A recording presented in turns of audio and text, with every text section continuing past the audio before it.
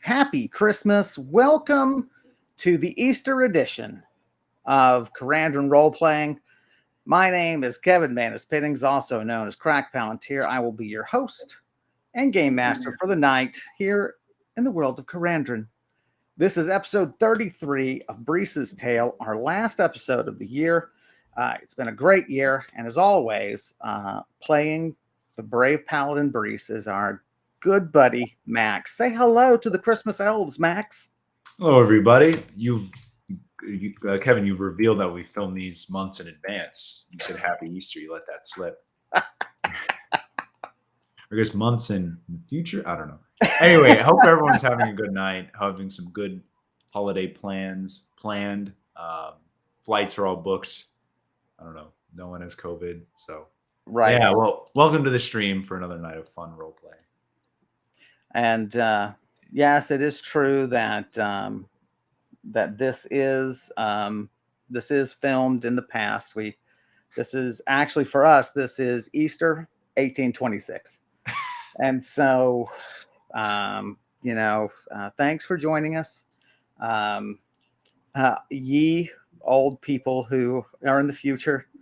But ye new people.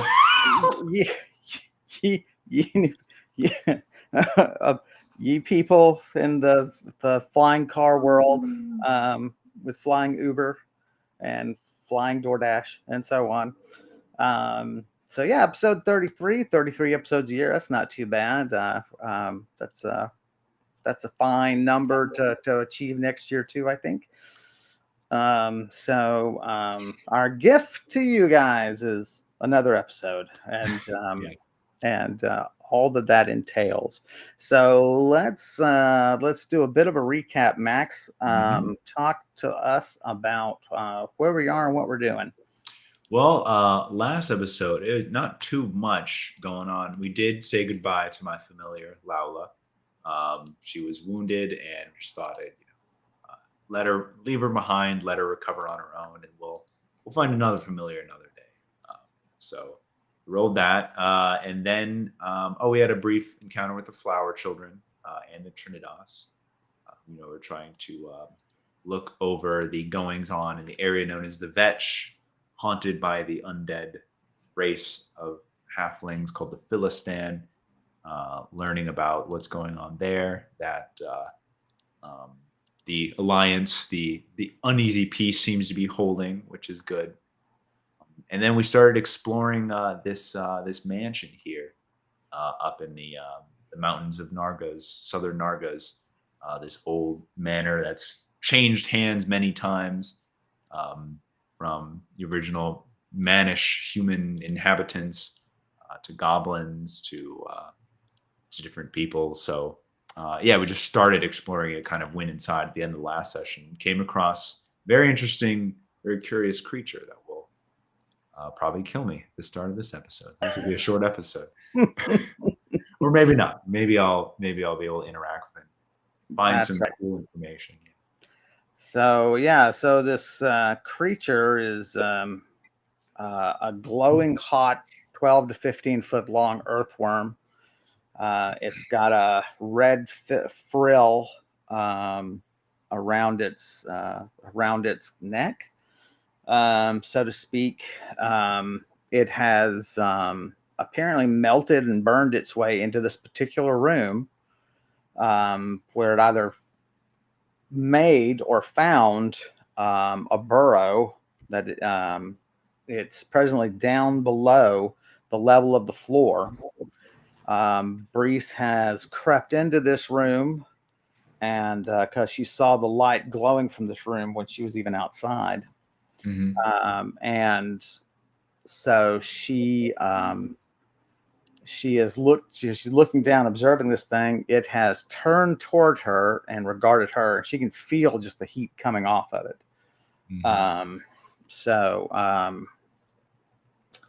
So that's where we are.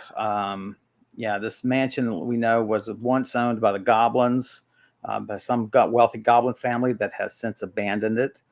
And prior to that, we know that it was probably built by a very ancient Manish race that lived here.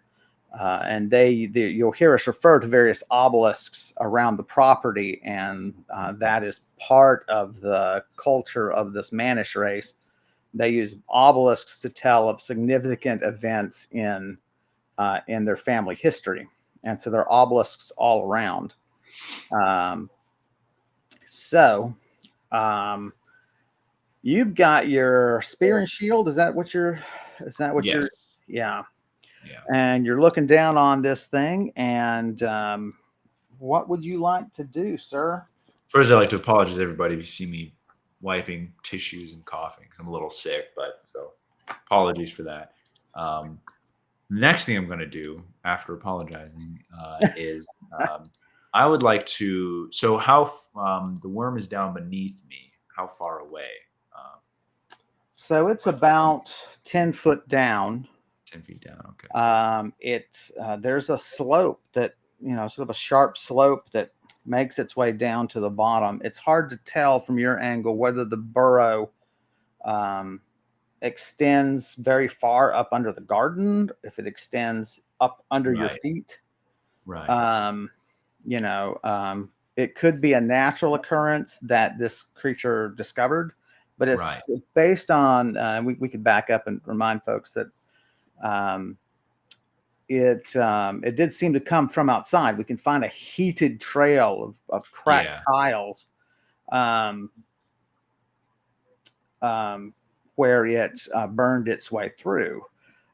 So it didn't come from the underground, but there it is. And it just is watching you quite contentedly. I'll make a kind of slow movement towards it down the slope. Try to get a little closer.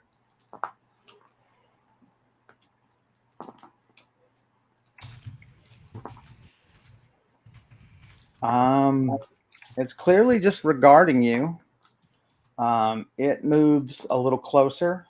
You find yourself raising your shield just to reduce the heat coming off of it. Oh yeah. Uncomfortably hot.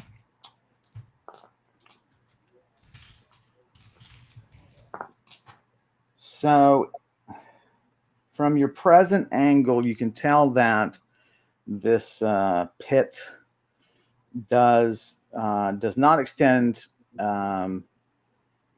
beneath other rooms, at least as you're sort of turning. So you're facing back down the hall, sort of. Yeah.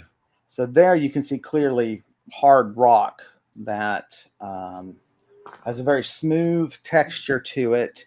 Irregular, but it's very smooth. It does seem to extend beneath the garden somewhat. Yeah, it extends out of sight beneath the garden, but that's just it extends as far as this creature's illumination can show you, which is probably about 10 feet of sort of a soft glow in that gloom. I have my lantern as well. Oh, that's right. You could send it on send down. that down there and see how far it goes. And that's I think 60 feet from me. I can send it away. I think that's right. So down it goes. Yeah, it's up under the garden. I mean, you're sort of craning your head, right, to see up under the floor. Yeah. And it extends a good 30 feet back there. It's very irregular. It has like sort of passageways, sort of, but not so long as to really call them passageways, like fingers of a glove. What you call those passageways, they're not as long as the palm, right? So they're very irregular. Roll for me. 64. There is a distinct sense that this thing has made all of this, Yeah. because the smallest of the holes of the irregularities just fits its head Yeah. so clearly, um, that it moves, or the soil or the stone, um, that that's it's hard to explain it any other way. Yeah. So, and as I get closer, it kind of just keeps watching me. The closer you get, the closer it gets. It moves, and within, I mean, pretty soon it's uncomfortable to be that close to it just because of the heat. Yeah.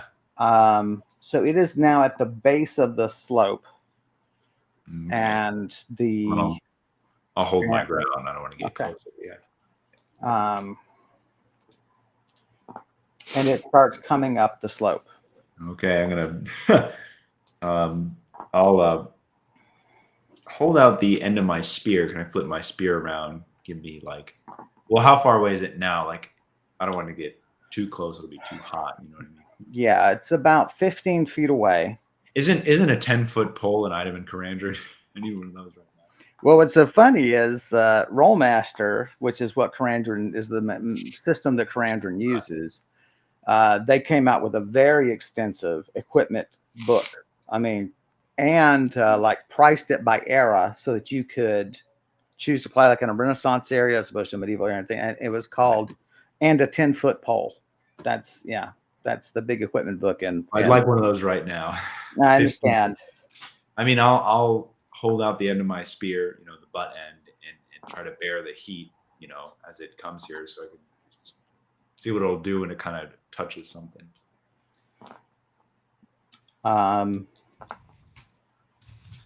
It comes to your spear.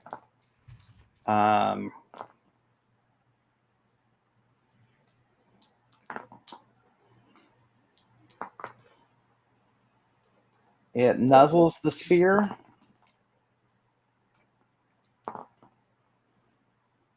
The spear end ignites.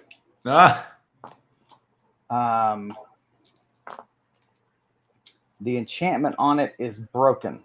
Oh my God. Well, I go and put out the fire really quick in the ground. You're pounding on the ground. It is still just burning away.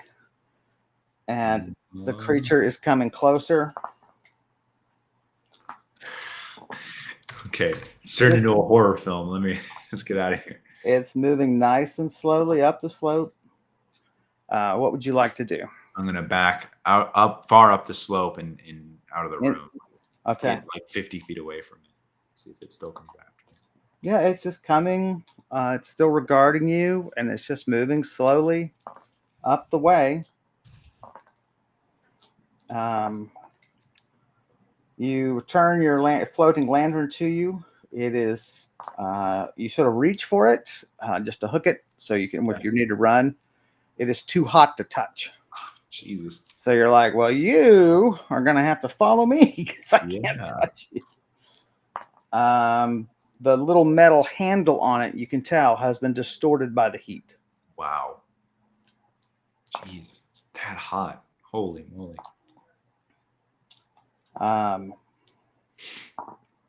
Yeah, it's just coming steadily towards you.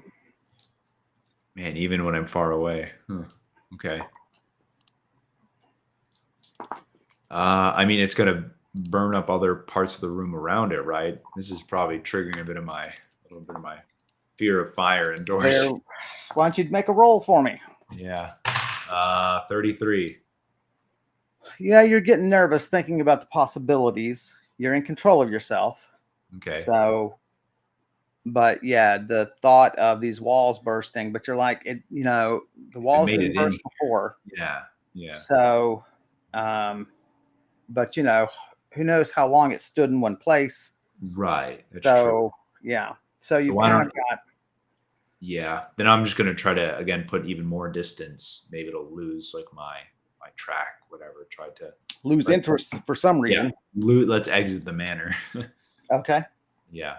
I want to go back out the hallway. And sort of, just peek around the outer door at the back.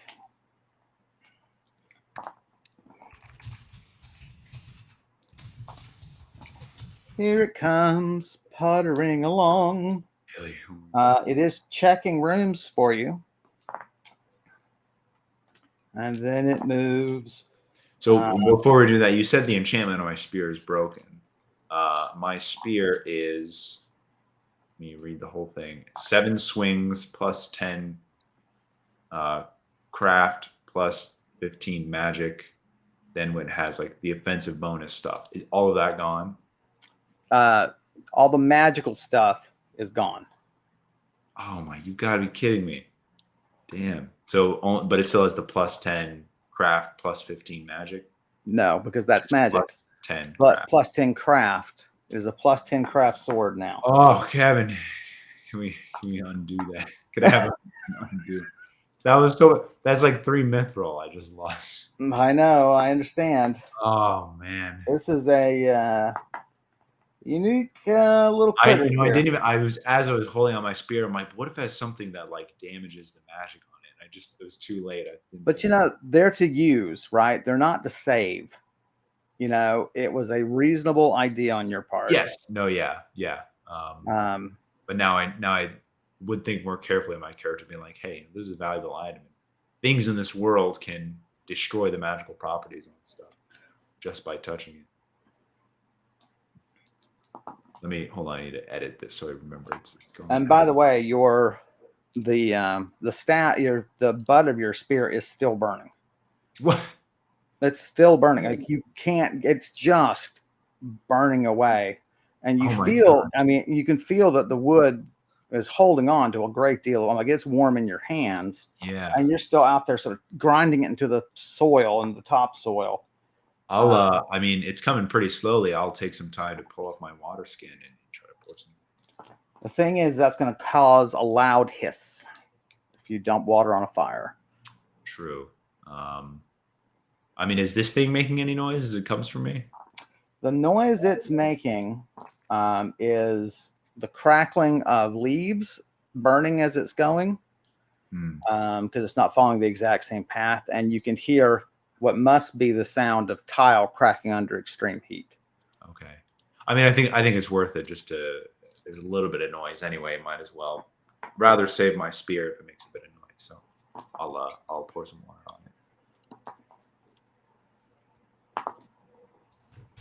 it. It turns toward the door when it hears the hiss. Not at a particularly accelerated pace. It sort of heads that way, just moving along. There's a certain grace and peacefulness to it that you admire, but it certainly is very curious about you. Yeah. Yeah.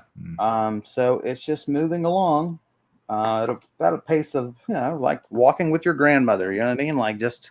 Yeah. Here's something we might try. It might do a speak with animals from my nature's law. That's just my new familiar.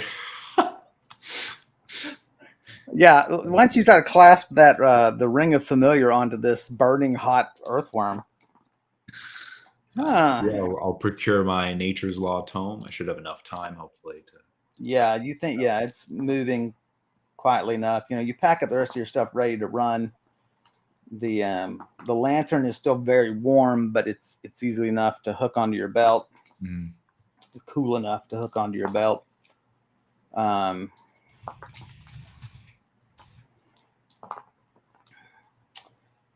So roll to cast from. The fire out on my spear now? The fire is out on your spear. Thank God. Okay. So cast speak with animals. 80. No problem. Just write down it's a 6th level, or to cast it 10th level because tome, but. Right. Yeah. It costs you 6 exhaustion.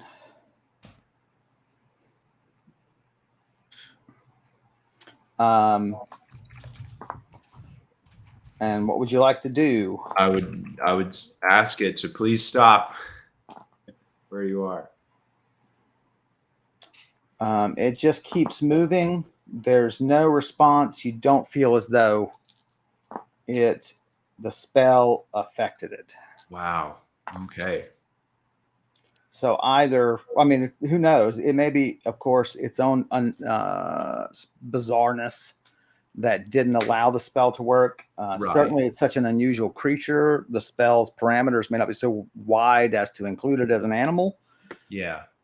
Um, Yeah. So I have a bit of predicament here. I want to explore the rest of this mansion, but if the things keep following me, I might need to do away with it. But then I can't. How do I even do away with it? Such a it seems like a difficult thing to battle. Can't even get close to it. Oh my stuff will probably burn up trying to touch it. Here what we might do, we might try to lead it away and then do a teleport.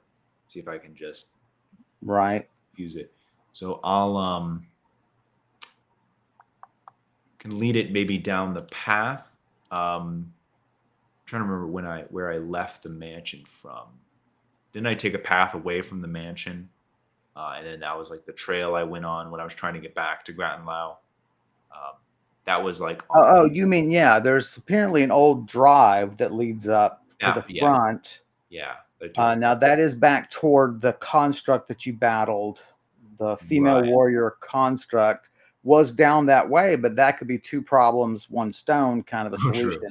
And that was a few days ago if that construct moved. Right. So I think I'll start heading that way. Deliberately waiting to lead it, right? Yes, exactly. Roll for me. 51.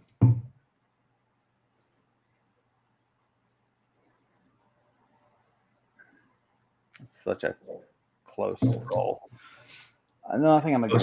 52. Oh, okay, no, that means you definitely failed. So you stop.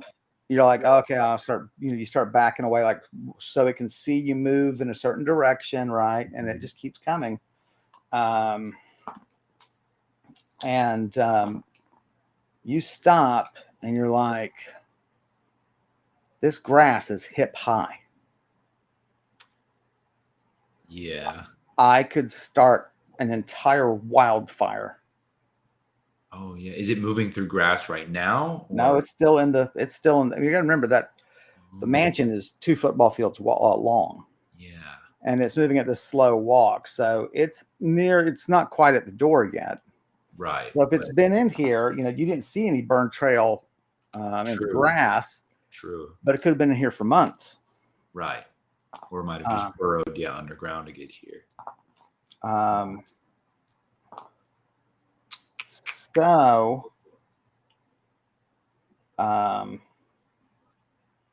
Because this place is going to, it's going to burn. That's a lot of material to burn. Like you've never been in a wildfire. You never really, you've never seen, you've heard that farmers will sometimes burn off their fields and things like that, but you've never really seen it. Yeah.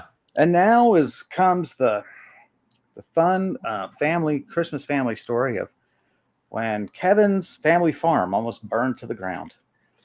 While you're telling that story, I'm going to think of what to do. Okay. Once upon a time, a good neighbor of ours was burning off a small section of field. And the fire jumped his fire break and burned the back 10 acres, which is to say 2/3 of our farm. And it was terrifying. Thank you. The end. Didn't the guy just leave town after that? He's like, nope. He apologized to us profusely, but it was terrifying watching my dad drive the tractor into the fire with harrow, trying to throw the soil on top of the fire. But it was fire. The entire back part of our property was on fire. That's scary. Yeah. And that's all. That was another fireside chat. Just a very large fire. That's right. I always like to do the weather outside is delightful, but the fire is so frightful. That's hilarious. It's burning my whole house down to the ground. Let it rain, let it rain. Let it rain. My twist on the old Christmas. The old one. Yeah, I don't. Man, I'm the Italian Santa. might just try because then I could Got just an make offer. Oh, sorry. Go ahead. it nice. I could just try like a sleep, but then again, if it's in one place for a long time, will that just cause it to ignite? Whole Right. Well, might do. Maybe I'll try to lead it back down into its lair then. Now I know it's coming down the hall, but if I could get behind it, and then we'll try to lead it back down underground, then it might be safe there. So when I could just try teleporting behind it, if I can see a spot behind it. Yeah. Okay. I think that's the plan then. Get it back underground where it's at least not going to cause a problem. So if the idea is to teleport it and then you lead it back down under there, Right. so you need a spot to teleport back from, right? Where are you going to teleport out? Yeah. Well, Which is fine. here's You my can thought: is maybe I can get it back down to that pit, put it to sleep, or and then actually like leave, circle around it. Because Sure. that pit was pretty big, right? Yes, I mean there's enough room to maneuver in there. Right. Um, um, but in case it doesn't work, it would make sense to have just Have a some teleport spot up here. Yeah. So I mean, just looking at the back door here and studying it before it can, because if it hits that grass, the fire is going to start. Agreed. Yeah. So I'll take some time, as it's coming out here to memorize. All right. The Roll. Let's get some memory. 83. Nice. Yeah, you're like, that's great. I'm glad that I've got some of that smut on the wall from I need distinctive marks, and that's great. That's terrific. Right about Brise's smut. Jesus. I know. Brise, the smutty paladin that she is. So it's Christmas, for God's sake. No, I feel bad for even bringing it up. Honestly, I feel bad.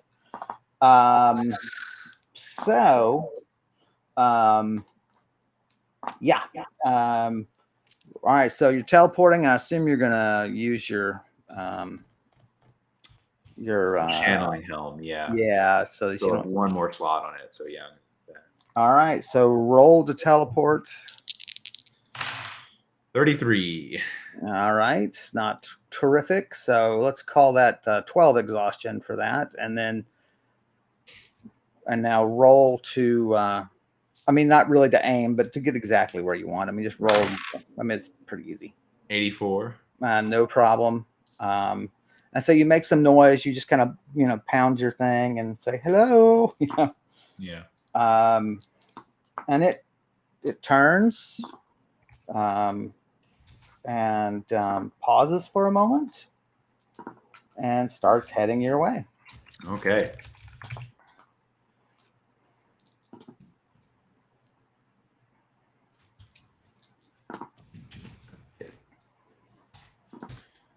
All right, let's slide back down that slope into the pit. Hopefully it's not too hot, like with its residue. It's there's a lot of warmth just stored up here. Yeah. It's a lot bigger than you expected.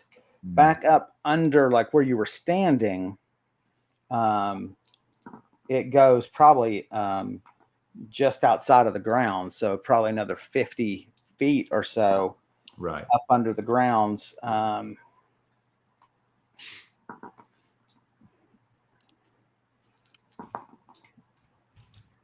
It's kind of low going. It's like you have to duck to keep your helm from banging on the ceiling. And eventually it makes it there. And so you sort of go to one far side to get it towards you, and then you can begin. So you're thinking, just if it makes a beeline towards you, then I should put it to sleep right here. Yeah. And I'm gonna try to use the sleep spell from my tome, so I'll pull out my Way of the Spirit. Okay.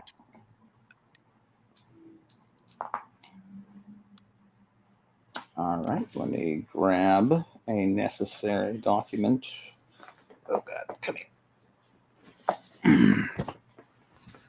Although I believe I can guess what the number should be. All right. All right, this I don't know if anyone's watching, but this might be a drum Oh, roll. you need a drum roll thing? Yeah, I don't know if we have any viewers on at the moment, but if you're Oh, there, oh, you know what? It's the Christmas season, so we've been doing drum rolls, but what we need you to be is our little drummer boys. Is what we need you to be, or little drummer theys, if that is not your pronoun of choice. No problem. I'm just going with tradition, but little drummer people, Kevin. little drummer. I like little drummer theys. Little Honestly, drummer bass. I don't. I mean, it's fine. Little drummer theys. Right. Okay. So roll it up. Sleep. 79. All righty. Dang it. That's a lot of spells today. Hey, thanks everyone, Karen. Thanks, Obi-Wan, for the drum roll. The creature sort of sags. And when it's still kind of, it moves and so on, but it's like it's drowsy, but not asleep. Because it's not really moving towards you. It's moving in a little more uneven of fashion. You know, it's kind of drifting off, to the to as you're facing it. I guess it's drifting to the left. Yeah. And what would you like to do? Does it feel like if I cast it again, or else have a sleep potion, if I use that, it might finish the job? Like as if it's almost asleep, or do I not know enough about the spell to like? You don't know what the intense heat is going to do to the potion. True. That's one where you have to throw it. Yeah. Well, roll for me. Let's see what your magical lore has to say about that. 97. Roll again and add it. Plus 70. Either its magical nature or its physical nature probably doesn't understand sleep. Oh. The way that we understand sleep. This may be sleep for it. This may be basically some form of hibernation. Yeah. Or, some low energy state. That's as best as the spell could affect the creature.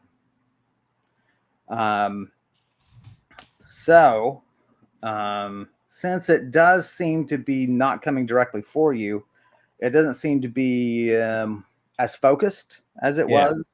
So you're thinking maybe time to just swing around and go. Yeah, agreed. We'll try to sneak around it. All right, roll for me. Damn it. 19. I mean, you trip over some irregularities. The goods on you do kind of make noise. It looks over and then looks back.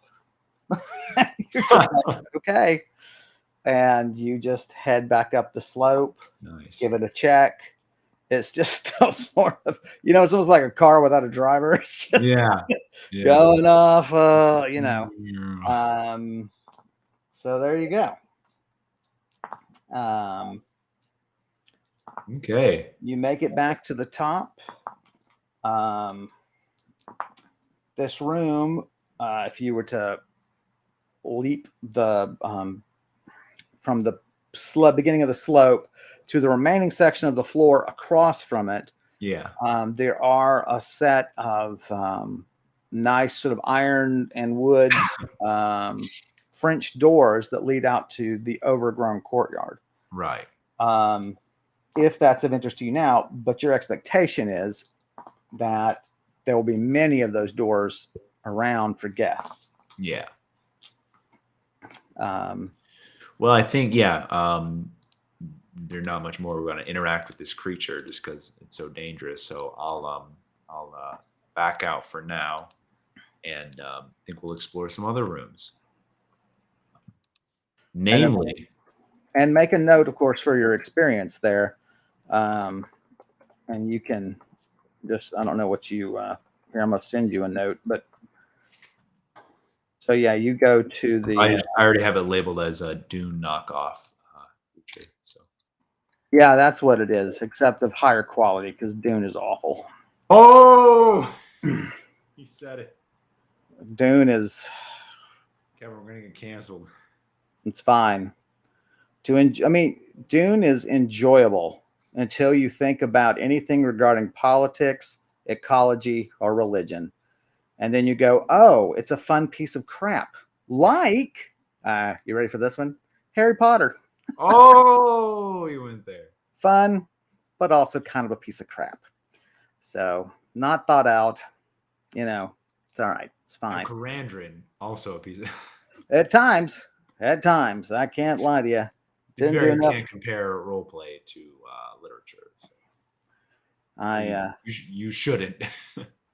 It is sort of, they are sort of apples and oranges, but, or maybe apples and lemons, but, so, excuse me while I play with my ball. Anyway. Surgery a long time ago.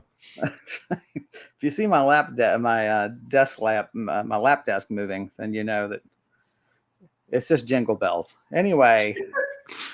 Maybe. Damn. All right, sir. So what's this? You say you're going to tell me like a name for it or something? I sent it to you in the. Oh, okay. I sent it to you in the private chat because people, don't need to be.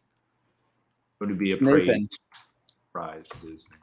Okay, well, I'm going to circle out of the mansion, go back in the other hallway because there was another room that was interest to me. Where was it? Now, keep in mind, you've not really, you don't really know what's in the interior rooms of this place. True. So I don't want you to be too cavalier and get yourself in trouble. Well, yeah, agreed. There was one other room that I remember seeing from the outside that I definitely wanted to explore, and I need to look at my notes to see what that was.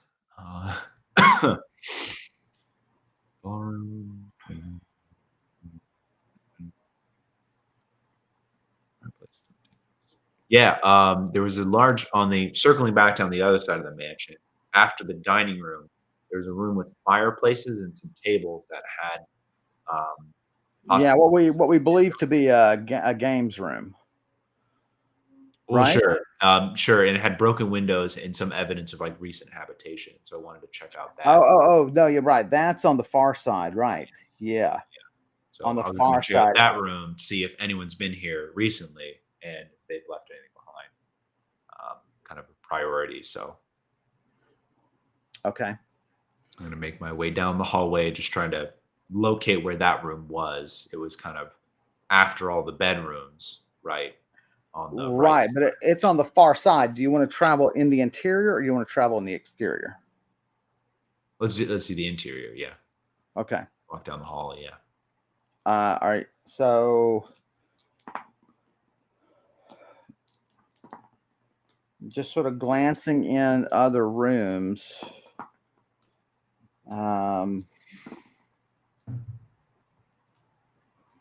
A lot of these rooms are just empty. They all have a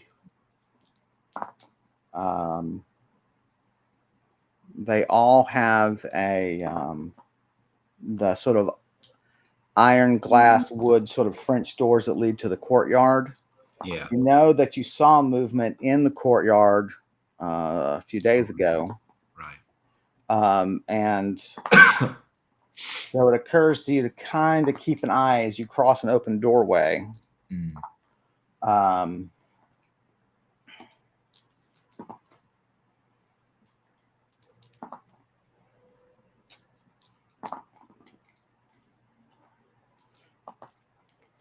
About 4 rooms down, which is almost 100 feet.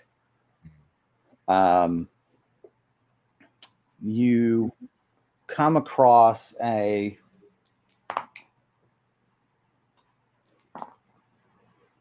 a room where the French doors are just completely open to the courtyard. Okay. Now, that's a note of caution for you, but also the question becomes, do you want to cut across the courtyard? Yes, actually. Let's go out there. So now we should talk about state of readiness now that you've got now that you've had some change in your armament because of the damage to your spear. Yeah, I might actually pull out my flail now. A little bit noisier, but a much better weapon in terms of enchantments and stuff. So I think I'll put away. What is your flail? Remind me. It is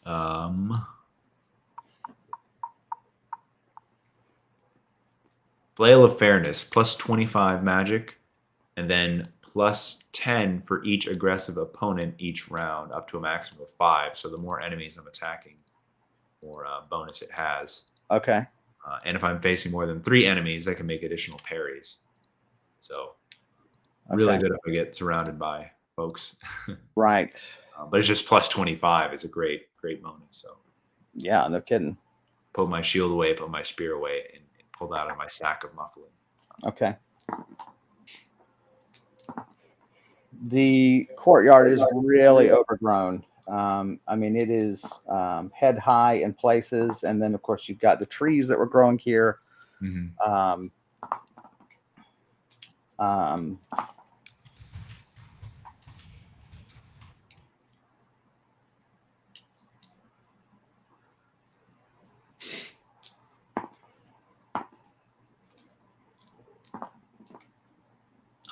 So as you pass through, let's have you roll for. I assume you're going to be sneaky. Yeah, absolutely. Okay. 38. Some noise. It's just awful thick in here. Roll a perception roll for me. 54.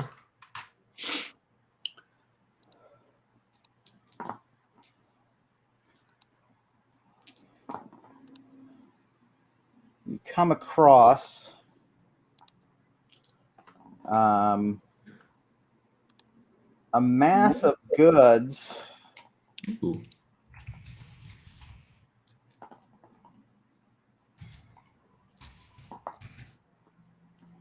Good maths, you might say. Right.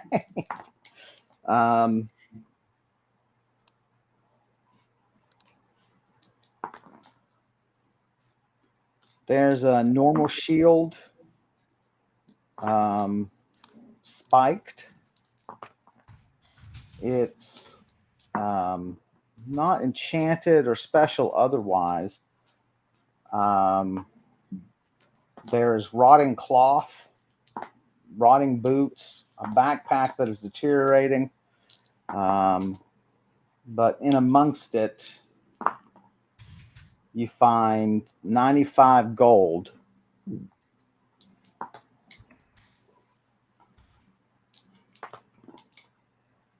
And a potion of Climber's Draft. Do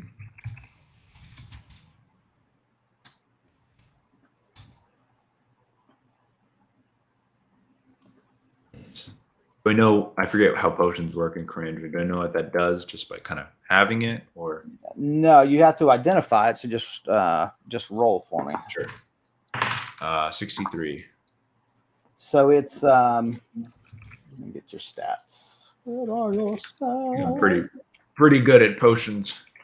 There you are. Potion ID. So it grants a bonus to climbing and also speeds you up when you climb.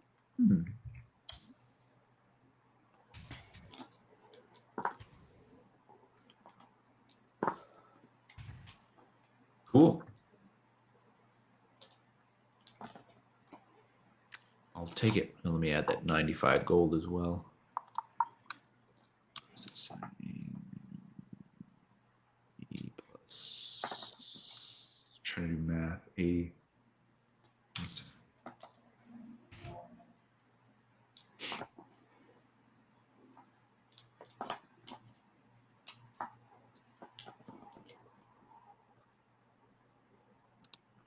Okay. Keep on crossing the courtyard. Roll for stalk hide, and then roll for perception. 60 for stalk hide and 89 for perception. Some of the trees definitively have harpies' pinions in them, where the pinions have obviously been fired from the air toward objects in the ground and have stuck into the tree. The age of such things, it's hard to tell, but you do know they hunt this area, of course. Yeah. If I remember the harpies, they're a little bit chatty. I guess when they're hunting, they're not, but they definitely, I could hear them. Yeah, when they're noisy creatures. Yeah. Yeah, when they're in their home roost, they definitely just talk a lot. Yeah. Okay. So,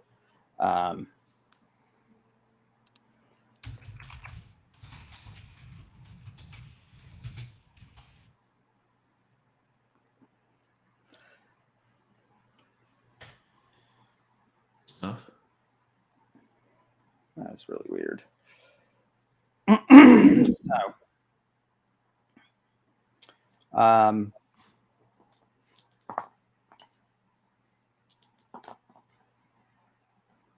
You keep on moving, roll and roll. Oh yeah. 30 stalk hide and 8 for perception.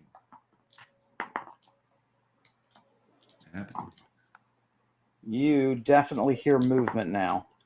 You knew you made some noise, and something is approaching. Definitely have my flail at the ready, trying to find the source of the noise. Ready to swing. Behind and to your right, which would be toward the front of the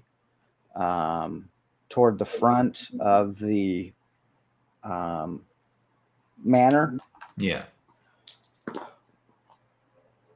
Roll perception. 33. It's either one large thing or two small things moving in unison. It almost sounds like one moves and the other moves.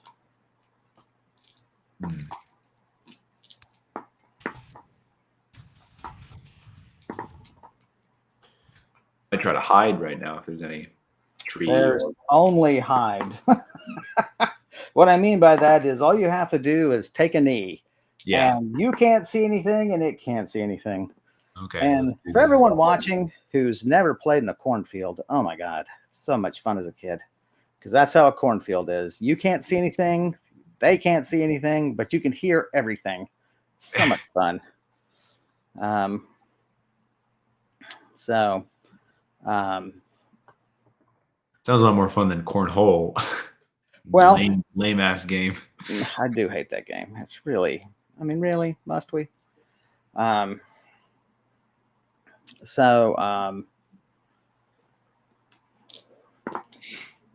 I'll just duck down and we'll listen for this noise. Keep my flail close and ready to swing. There's another bit of movement, and then nothing.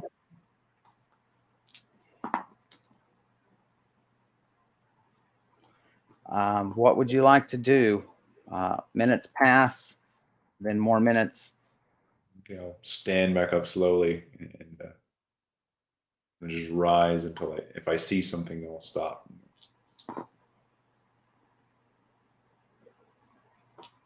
Roll for me.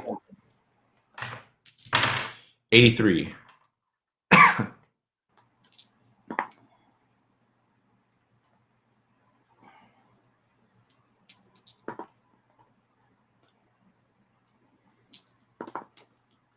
Some of the grass, about 100 feet away, the grass and brush seems to have a mucus hanging from it. translucent, some sort of translucent slime, pretty high up on this bush. Bush is about, it occurs about 7 foot high. I mean, you'd be able to reach it. Yeah. What would you like to do? Does it remind me of the mucus of the other creatures, the maggot-like creatures? No, that was a light green. Yeah. You also don't see how they could have gotten up that high unless they had some projectile mucus that you just didn't witness. Yeah. I see what you mean. Yeah. Okay, I think I'll continue on my way, crossing the courtyard. I'll just have to be wary. Next time I might try a levitate and kind of look up from the rooftop, but for now we'll just more intent on checking out the rooms. Sure. Discovering what's out here. All right. Roll it up. 94 to Stockheim. And perception is 73. There are, you come across a bench, really choked, and overgrowth. You're like, I could have walked right. If I had been, preoccupied, I could have walked right over. Yeah. And just tripped over this thing to the extent that the brush would let me trip. Yeah. And then beyond the bench, you find a very large flattened path.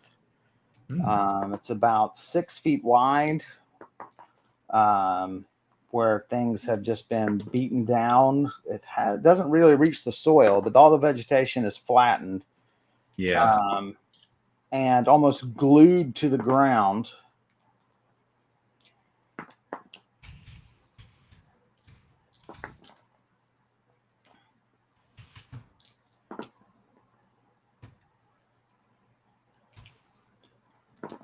It runs along the long axis of the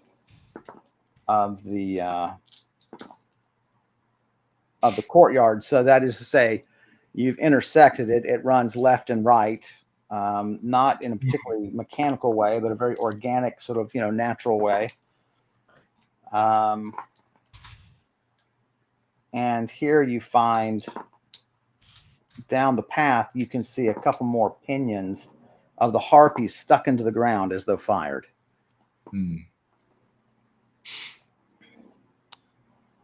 So does it look like it's like cleanly flattened down, or it looks like someone kind of trampled it?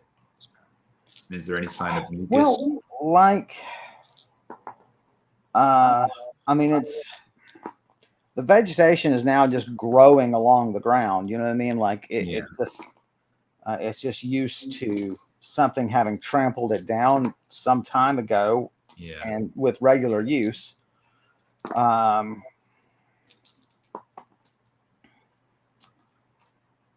Yeah. Okay. Another thing to explore, maybe later. I mean, I can maybe take the path to try to find a chute, that goes to the path, goes to the other side of the courtyard, get back in the house, to the far side. Well, I mean, right now it runs. I mean, you hope that I guess you'd be able to see the far side of the building. So you're about halfway across the courtyard right now. Okay. Why don't we take the path, take it to the right, go south? I think. Well, once you roll. Okay. 79. No, left is the way you need to go. Really? Yes. I must have gotten turned around in my head. Okay. Because right will take me back towards the back of the manor, right? Yes. Right. Now I'll find like a corner, but okay. Well, I thought you were still heading for the room with the evidence of habitation. Yes. Oh, is that more to the? Okay, I see what you mean. Yeah. That's more to the front. Gotcha. Okay, yeah. Then we'll try to get closer to that room. Take the path left for 100 feet or so. Yeah, I mean the good news is, of course, here stalk hide is much easier and your movement is much quicker. Yes. So you go some feet on this. Just walking very cautiously, really watching for any trouble. And you come to, you don't really come to it, but you can see further down than you want to go. No, is that true? The path is curving away from a gazebo. Um, the path is curving toward the toward the side of the mansion that you want to go. The gazebo is more to your left. Looks like it's supposed to have seating based on how the leaves and so on are heaped up around the gazebo. Yeah. It's very high quality, very high end. There's clearly a texture to the columns that hold it up that suggests relief work or carving. What would you like to do? I guess we could take a little detour to investigate the gazebo. Because you're saying the path just like kind of leads right up to it, leads through it. Sort of. I mean, this path is swinging away from it, but it allowed, that reduction of vegetation allowed you to see in the distance. Sure. There's a gazebo. You can probably make it there in one round or so after you leave the trail. Yeah, let's check it out. It's so close. All right. Now your stalk hide becomes much more important. So roll for stalk hide. 51. Relatively quiet.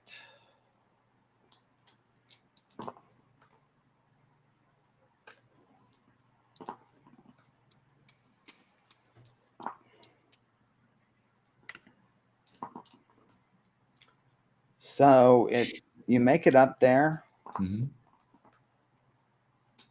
So the columns are actually obelisks that sort of go up. There's a dome for the gazebo. They go up, sort of pierce the roof, if you will, and they continue in their pointed fashion. Yeah. And here is the family bird symbol that you've come to associate with the owners of this estate, the original owners.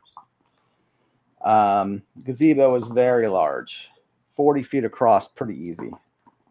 And as you kind of take your spear for a moment and just kind of really quietly move leaves and mulch, and sure enough, you hit not merely seating, it's 2 layers of stadium seating. Oh, wow. They have like a performance or something in the middle. The roof of the dome is sealable and charred. You're thinking that there was a big fire pit here. Okay. And they can open it up when the weather's nice and they want to do a fire, and they can vent the smoke.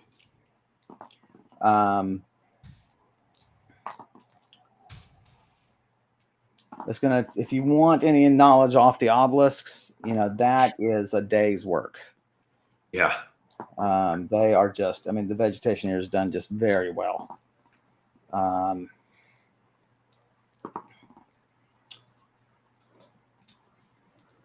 What would you like to do? I'll, step inside the gazebo if I can and just kind of look around. Take it in a little bit more.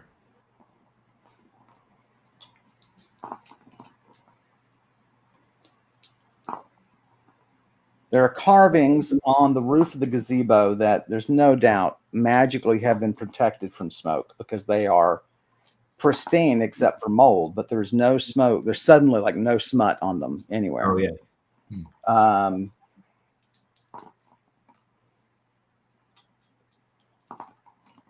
And there is the carving itself is a circular It goes around the interior of the roof, on the underside of the roof of the dome, and it is a geometric pattern of passages. It is essentially sort of a donut of a maze, which of course makes sense to you. Yeah.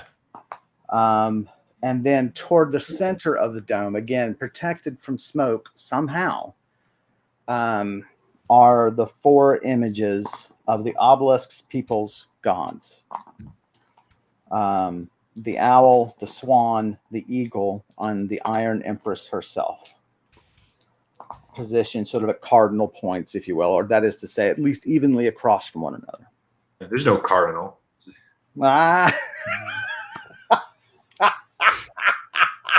So bad. You all be here all night. That's right. That's right. And speaking of birds, feel free to look up the history and tradition of the use of robins in on Christmas cards, and then shake your head and go, "We're a very strange people." So, oh man, Kevin, now they're going to click off the stream and watch that.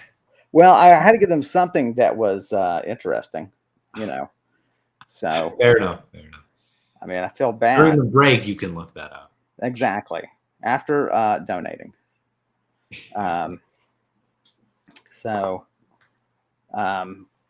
Okay, cool. Anything else of interest, kind of artistically or? Moving around it, trying not to crunch the leaves too much.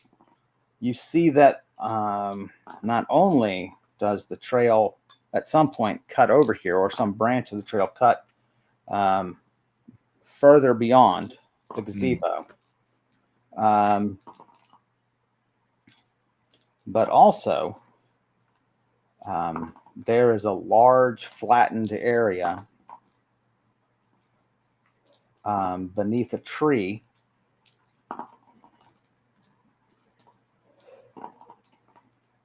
and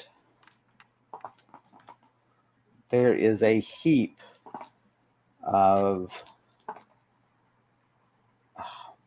leaf-covered items there, some in states of decay, some fine, but like individual leaves seem to be like stuck to the topmost stuff. It's very odd. This is near a tree, like So looking out from the gazebo. So, if you will, north of the gazebo, there is you see the trail swings. Some part of the trail comes back, crossing the courtyard. Right. Comes to a tree and then it widens out. Now, at the edge of that, I should just have you roll. There's no point in giving you lots of evidence. Well, 17. No evidence here. I don't think there's a way you can miss it. That's a layer of something. That is a resting area for something. Oh my God. Okay. And it's flattened down an area that large.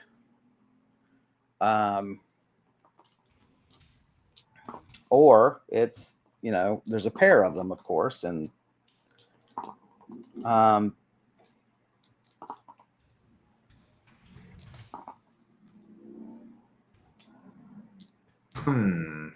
roll for me. 16. Even with a roll that low, there is movement. It does not sound like it is passing through brush, which leads you immediately to the conclusion, whatever it is coming down some trail. Yeah. It is kind of approaching, but not directly at all. Nor is it in a hurry. Let's see if I can hide in the gazebo and kind of peer out down the trail to see if something comes down. Well, you think it's on a trail, not any trail you can see. Oh, I see. Because it's coming from behind and to the left. Okay. And this trail is kind of to my right and to the north. Right. Yeah. It's not in a hurry. I wonder if I should run over and see what this stuff is and maybe abscond with some of it. Or, well, another thing is I could always come back here. Right. Yeah, I'll remember this area, I think. In fact, I'll spend maybe just a minute just to remember this spot in the gazebo in case I want to come back here to teleport, to like look at that one spot for sure. But I'm a So little bit use the gazebo as a marker. Oh, exactly, yeah. Oh no, you probably don't want to do that. What is that? Because this place has guards against teleportation. Oh, but I already teleported into it, right? Oh my God, we totally screwed that up. Yeah. Oh, unless the enchantment is damaged in that area because of the Maybe worm. it's not everywhere. Okay, but you're right. I don't want to risk that again. Yeah. Okay. Well, then, since I can't, but I will. I don't want to grab that stuff. Yeah, because whatever. I'd have a layer here. I might need to run. Hightail it. So I think that'll be the last place I explore in the manor. If that makes sense. Yeah. So I think we'll continue. Well, certainly a later one. Who cares if it's last? Right? Yeah, exactly. So let's end this detour, go back to the path, and try to make my way towards the room that I was going to before. Okay. Roll to sneak. Hey, Arpen. Hey, Arpen. 25.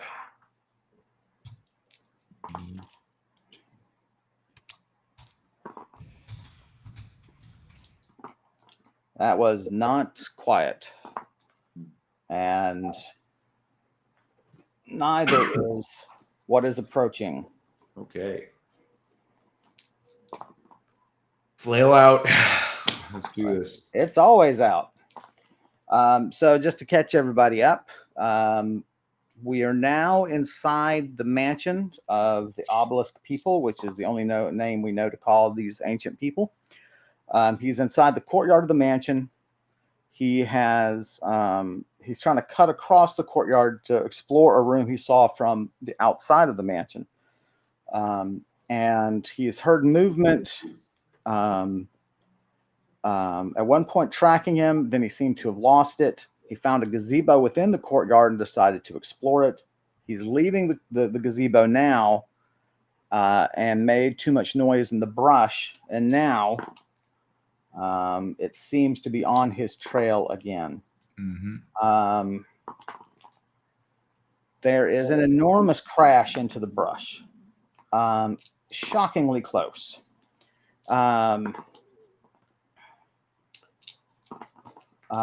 You're like, that thing was like 100 feet away, I felt. And now it's half that distance. Oh. What do you want to do?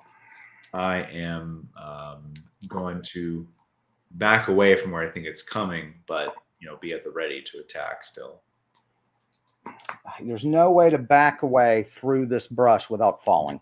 Okay, so I'm just gonna stay in my ground. You can sidle, look, Oh, sure. if you still want to gain, just to put a little bit of distance, because if it comes out of the brush and it's 2 feet away, you know what I mean? Right. So it puts some distance. So you're gonna start saddling along. Yeah. Trying to make it back to the trail and then make it back to the mansion. Yeah. Okay. Roll to do that quietly. 80. Better. Slower going this way. Oh, man. Another enormous crash.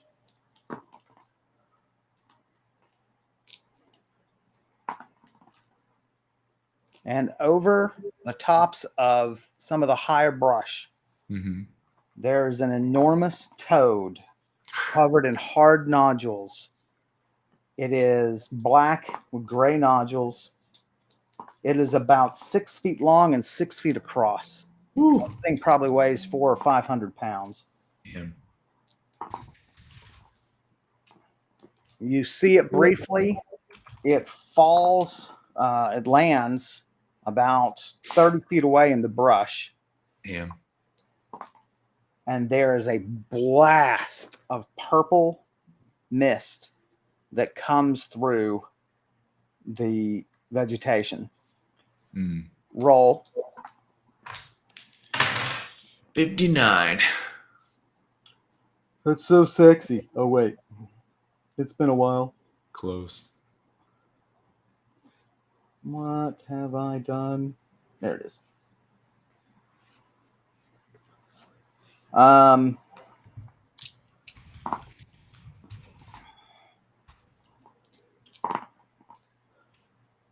You take 15 damage. Woo. Your exposed skin is burning. Ouch.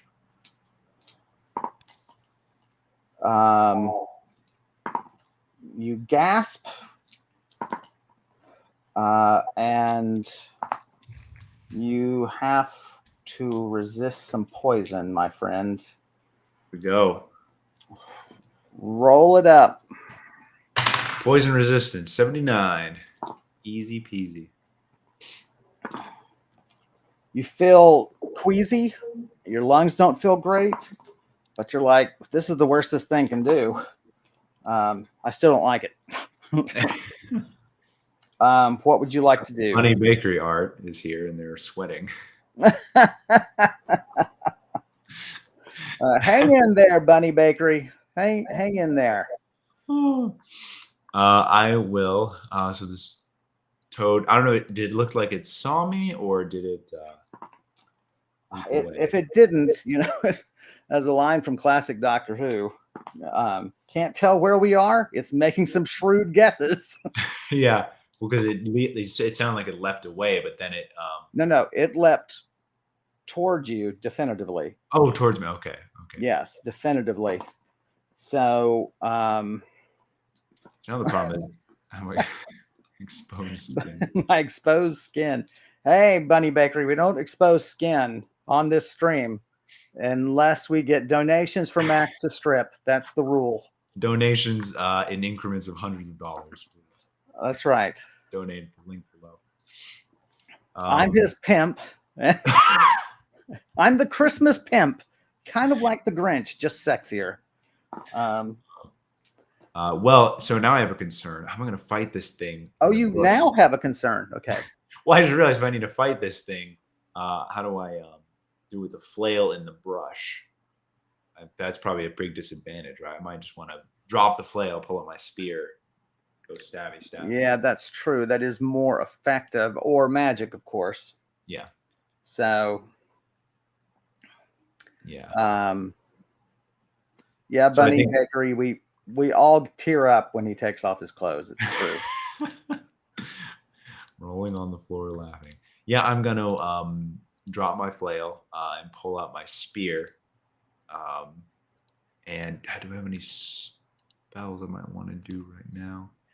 No, I want to kind of save my spells just because I've been casting a lot. I'm almost at half exhaustion, so I'm gonna see if I can just go melee for now. Let's kind of run towards this thing. Now, does it sound like there's been more than one of them? Because you said like there were multiple crashes. It's probably just hopping around, right? Probably. Or what is that? Well, roll. Let's see what your character. Sort of weird, right? Your character has all the information, and we only have part of it. So, 25. Yeah, you're very uncertain. Okay. 2 of these, of course, would not be fun. No. 3 would just be a joyride. I'm just gonna try to. So I can still see it right over the top of the brush. No, because it landed once. It's 30 feet. Like I know it's 30 feet in that direction. Clearly it and its kin are what have made these paths through. Yeah. And it's just got some regular route through this courtyard in the center of this mansion, and where it's sought prey, and presumably the harpies see it from overhead and take pot shots at it. Oh yeah, maybe. Yeah. Well, actually, I was thinking it is 8:15. We want to maybe take a break, and when we come back, we can fight this creature. All right, we will do that, gang. We're going to take a quick break to get some drinks and some eggnog. Oh, I have eggnog. I could come back drinking eggnog. I may do that just for the seasonality of it. So give us just a few minutes while you're waiting. You can always hear some links. You can enjoy. Man, my cut and paste is not working. So weird. Are you using scissors? Oh, my Lord. This is driving Get me like crazy. your laptop just cut and Driving paste me not working. crazy. Maybe this is a limitation of using Chrome. I don't know. There we go. I have to recopy it every time. Oh, you know what it was? Is from I was copying in Affinity, redrawing the mansion and tweaking things in the mansion. So there's some links you can take a look at, and always happy to have people look at his notes and everything, and you can always donate if you love us. But give us just a few minutes, and we'll be right back. Thanks for joining us this far. We'll see you in just a few.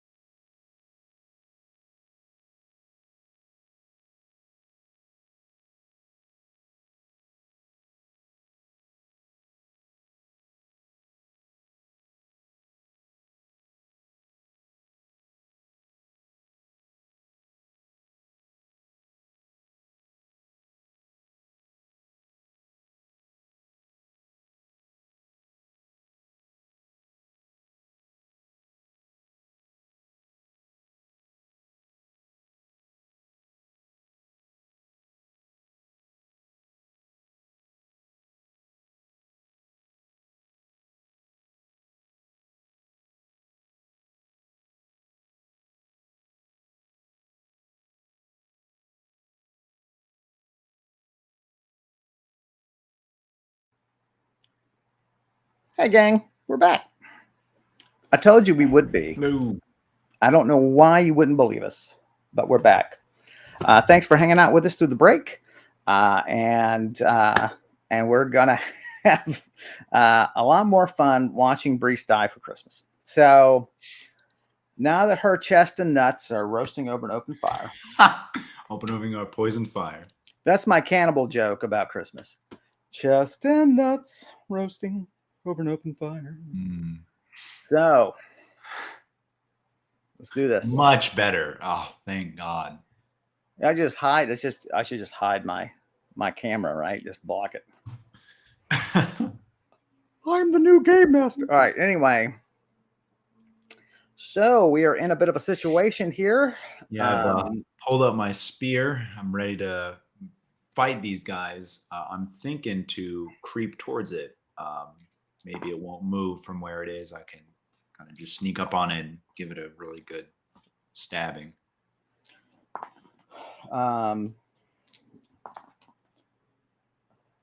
One aspect. So your plan right now is to sneak and close in on it, and give it a poke. One thing that may affect that plan is the fact that this mist is just lingering. Oh, is it? Ooh. And you take another 15 damage. Oh, no. Kevin.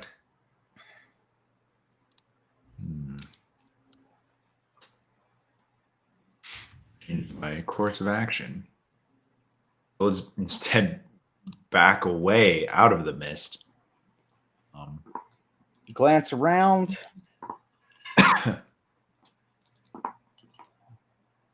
It's I mean, I say it goes as far as you can see, but that's not really saying very much because you can't see very far through this foliage. Yeah. So given that, head toward the side of the mansion you wanted to go through anyway. Yeah. Okay. Just to distance myself and go towards where I want to go.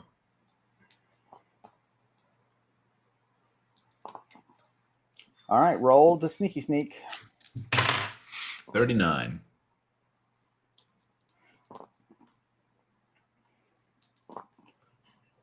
Another 15 damage.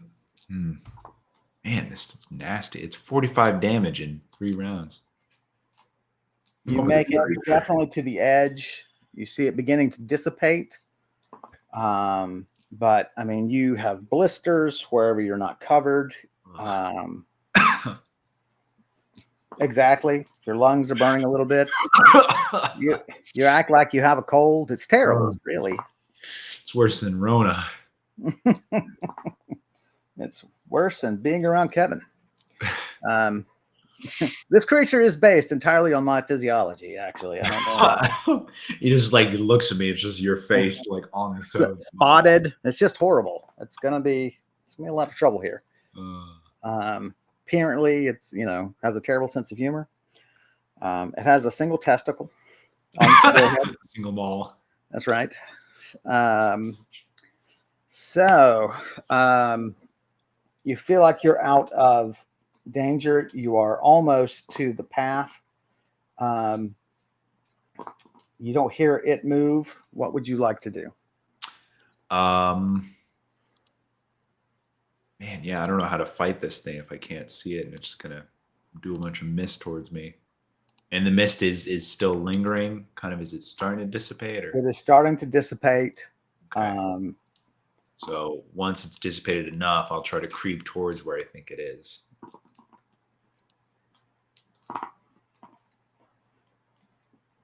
Would you go directly toward it, or would you try to swing around? Well, I'm intent on trying to fight it, so I would go right now. I understand that, but since it's you have to assume that the blast came from its front, right? Then, I see what you mean. Yeah, maybe swing around behind it. Good idea. We'll try to. You don't want to sort of at least go into the metaphorical teeth, right? Have you heard the expression "frog's teeth"? Have you heard that expression? No, is it kind of like hen's teeth? The same. Yes. Yeah. It's like a non-imaginary thing. Although chicks have an egg tooth. Do you know about that? No. Chicks. I'm not sure if it's for all birds, but I know at least chickens. They have in the egg they'll have a little protrusion on their beak, and that's to help them break the egg to get out. Oh wow. It's called an egg tooth. So I love knowledge. It's just so interesting to me. All right, so roll to sneak and then roll to navigate. 5 to sneak. Roll again and subtract it. Minus 90. Do I even roll the navigator? Nope. You just catch a vine. I mean, let's see what point in your. So you're doing okay until fairly late in that round. You snag your foot. You just take a full belly flop. And not stylish. Unexpectedly. You didn't see it leap, but you definitely hear it leap. And let me think about distances here. Let's roll perception for you. See if you have a sense of how close this thing is. 53. It's probably 50 feet away now. Definitely made a beeline to your noise. No further action. Next round, what do you want to do? Stand back up quietly and move towards it again. Now I'll try to, I guess, I'm imagining it's facing me probably, so I'll try to skirt around it. It's certainly hard to imagine a toad or frog-like creature hopping sideways. Yeah. I suppose they could hop backwards. I don't know that a frog or a rabbit, for that matter. I think so. I think their legs are designed to spring forward, right? Yeah. I did see what Karen and I coming to her grandfather's house late at night one time. We came across 3 juvenile bunnies playing in the yard. Aww. And that was a blast to watch, even for maybe 15 seconds we got to watch them. Mm-hmm. But they basically sort of play a sneak up and tag game. Right. And one got another one just so good. And he launched in the air when the other guy touched him, launched in the air and spun and landed. I mean, he probably jumped 4 feet. It was amazing. Wow. It was really fun. We really came to love rabbits staying there. So. Unsoviet Karandrin toad eats your legs. Oh, but does it scat? That's an excellent question. And since it is the last one of the year, you shouldn't. It's time to scat.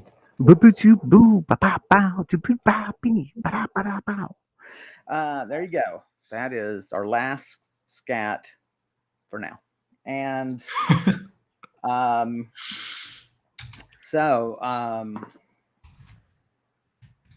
yeah, so stand back up, try to sneak to flank it. So so you just keep going. You assume if it was faced this way and you were cutting around this way and it's hopping this way. So yeah. All right, so roll to sneak. 35.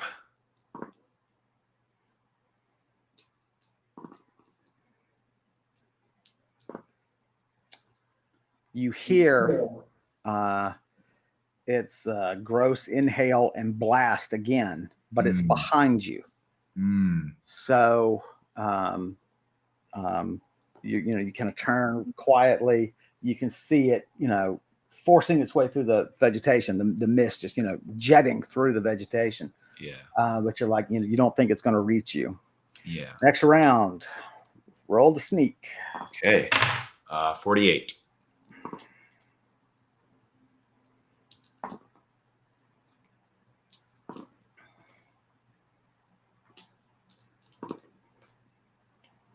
Another leap. Oh my gosh.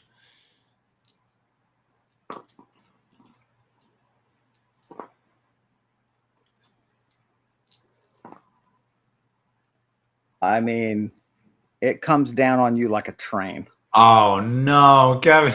Not directly on top, like very carefully, not on top. Oh, it lands and then sort of uses that momentum to roll its head towards you. So almost like you're on all fours and you rock forward. Yeah. So it lands and uses that and slams into you, and it rolled a 1. So Nice. it basically just bumps you, but you're like, that would have sent me quite a distance. I mean, even with this vegetation, Send me off the mountain. it rolled a 1. I cannot believe that is the only way in Rollmaster system, at least second edition, for a natural weapon to fail. They only fumble on a 1 because they're part of your body. Right. Wow. All right, let's do some initiative here. Here we go. Just put itself right within my spear reach. That's a 64 for initiative. All right, you guys are very close. I think you have initiative. Close in more ways than So one. what do you want to do? I am going to just, it's right next to me, so just get my spear and stab it to its soft-looking parts. The softest of them. Anything held back for parry? I don't think so. Let's just try to like really surprise this guy and go all out. Okay. Let's roll once for perception because of its surprise attack on you last round. Let's see how with it you are. That is a 65 perception. No problem. No penalty to your actions. Let me do some math here really quickly. There you are. Wow, you were gonna just throw everything at it, huh? Mm-hmm. Well, I mean, you know, maybe it was a nice toad. You don't know. It was like Mr. Toad from I stab it and it just goes like, "Oh no, I'm so sorry." I was driving here. What? All right. Wild ride. That's right. All right, do it. Oh, here we go. 37. Not the best, but. Well, that's still a decent shot because you really are hurling everything toward it. Mm-hmm. All right, roll your critical. 38. Glances off of a lot of the nodules, but you do slice it across the shoulder. And it's you see beautiful green blood just burbling from it. So that's something. What are you going to do? It's going to be next round. We're going to have you declare action, and then we're going to see what's what. What do you want to do? Do the same thing. Try to go for it again. 100%. 100%. Now I do have my shield still in my other hand, so I know I'm not. Yes. Always block. Yep. Oh, that's right. Target sluggishness. That's right. Mm-hmm. All right. So, roll initiative. 5. Yeah, he's gonna go first. No parry, huh? You're a brave lad. That is a problem. Bring it on. I would feel bad killing you at Christmas, but then I realized I wouldn't. It's a very un-Christmassy way to die, to a black toad spewing purple mist. I don't think that's in any of the Christmas legends. Not even Kwanzaa, I'm pretty sure.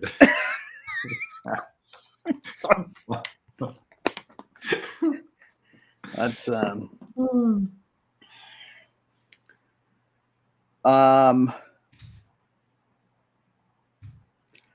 rocks forward again and lifts you off your feet, drives your shield into your ribs. It's now painful to breathe.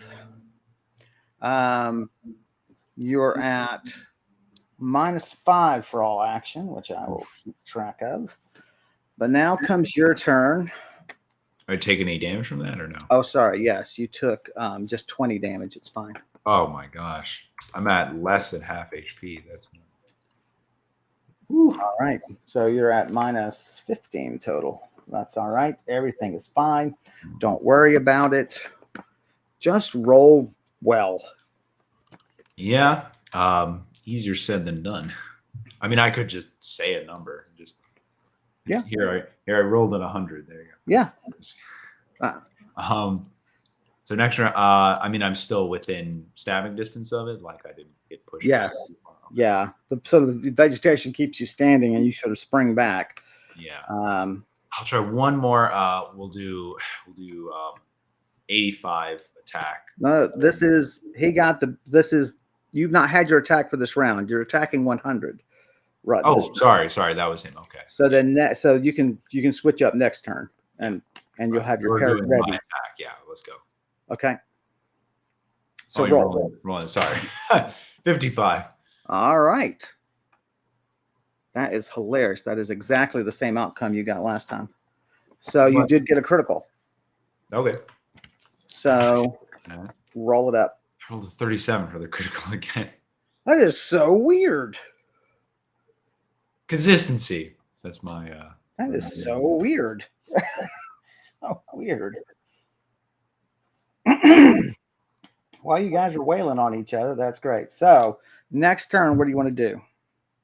And if he puts out that gas, I mean, you know that you're going to be taking damage, and he can still attack you. Yeah. I'm hoping he doesn't. I will go for one more strong attack. We'll do like 85 attack, 15 parry. Okay, hang on. Let me do the math on that. As you know, 86 attack. No problem, man. No problem. Make it difficult.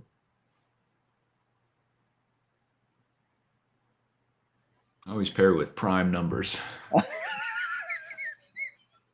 Parry 17. All right. Now we roll for initiative. Yep. Oh, 4. Jeez. No, he's going to hit you first. Yeah. So he does his big old headbutt, because that's what he apparently is into. Well, that's that's a blow, buddy. Oof. Not looking good for Brise here.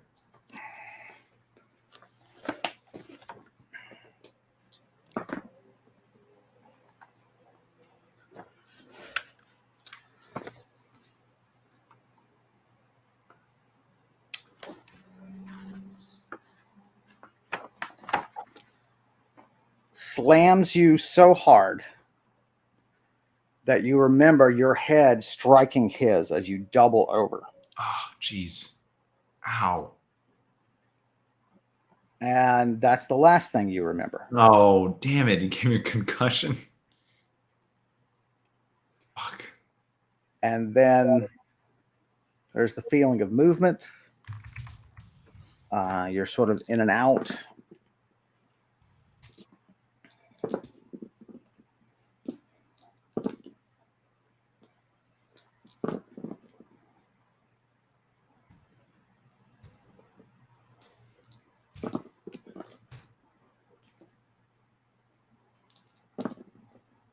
Should I have lost any hit points from that? Like deduct anything? Well, you're not conscious to know.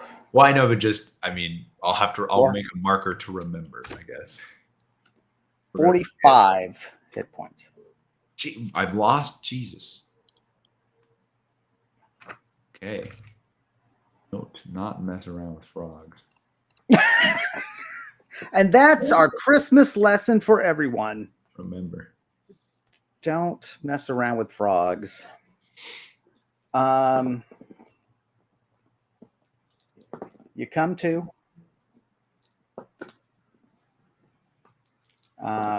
You are at the lair.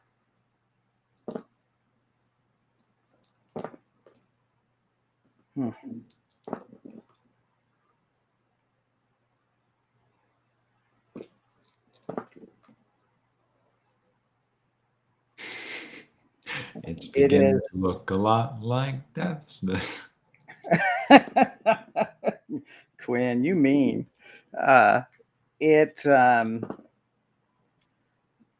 You find yourself I mean, obviously you're very hurt. What's your hit points right now? 21 out of 167. Wow. The lowest I've ever been, I think. Yeah, so you're at minus 30 for all actions. Holy crap.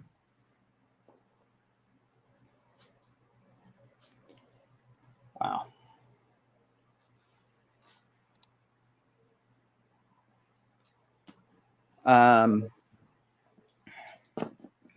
You are, obviously really out of it. Mm-hmm. Your skin is hurting. Mm-hmm.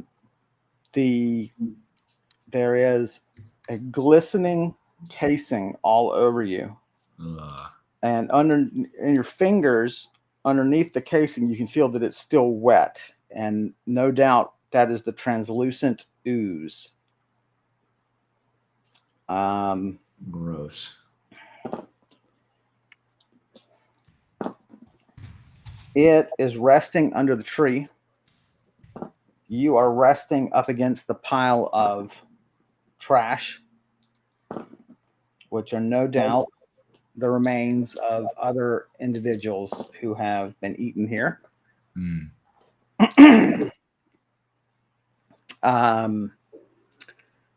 What would you like to do?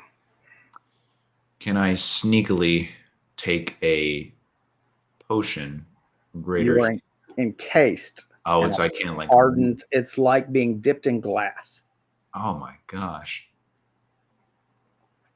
It's not very perfectly done. Weird, like your hands apparently fell to your side at some point when this process occurred, but not your legs didn't fall together very much. So imagine, like when you tuck a leg under your knee. Yeah. And so your ankle is basically under your knee. Yeah. That's how your legs are stuck together. So that, if you move that, you're like, that feels like it's got some give to it.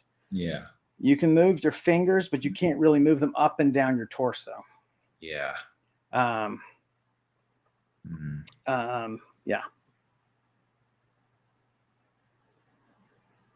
What would you like to do? I don't know, Kevin. It's a very loaded question, when I literally incapacitated.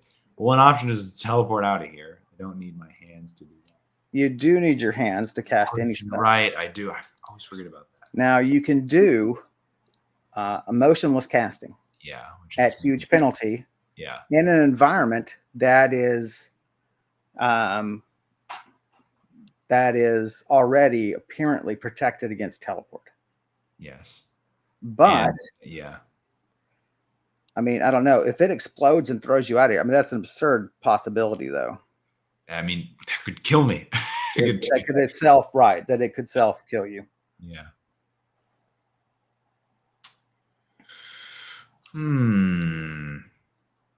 I do have. Oh, there's always the Allertag crystal, which I'm wearing around my neck. I have to touch it, right, to actually. That's true. And then will myself to teleport away. You do feel like your hand, you might be able to force it up because you're not going to wear it on the outside, right? Not while you're sneaking around. Right. So you feel like, yes, you could probably force your hand up there. You give it a try and begin working that free. That's what you think of that idea right now, at least the possibility of it.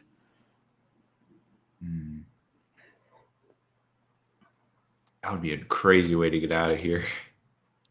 And explain to people the significance of that crystal. So very dangerous. So there's an underground realm called the Unmouth with lots of strange creatures and dragon lords and civilizations. And there are crystals that will take you there if you hold them and will yourself to teleport there. They'll teleport you there. And I have one around my neck. Haven't used it yet. But because there's no easy way back. It is a one-way journey only, although you can use that one way as many times as you want, allegedly.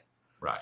And I've spoken to people that can basically tour guides who can go down there and kind of bring you back, those sorts of things. But I haven't really made a plan yet for going down there. I do have my knife at my belt here at my right side. is it possible to reach for that? Let's see where your other arm is. This is interesting. This is similar when I was in the spider's cocoon, remember? It is. Yeah. 3. I Let's cut myself. do. You're left-handed, right? Yes. So your left hand is sort of just under your breast, across your chest. Let's see. The right one is going to be on your torso. 34. So it would be behind, sort of on your hip and buttock, slightly behind you on your right. Okay. So that would be on your belt. That would be, the 3 o'clock range. Yeah. So I could try to slide my right hand up to my knife and dagger. Yes. And when your knife is, and where's your knife? My knife is on the right side of my belt. I think I wrote like at 3 o'clock. So like right on the side. Yeah.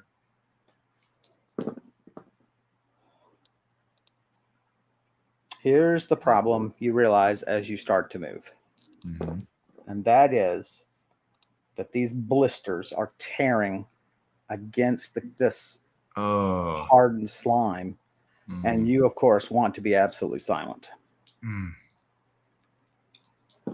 But it's either that or death. The thing is, you may stir the creature. Yeah.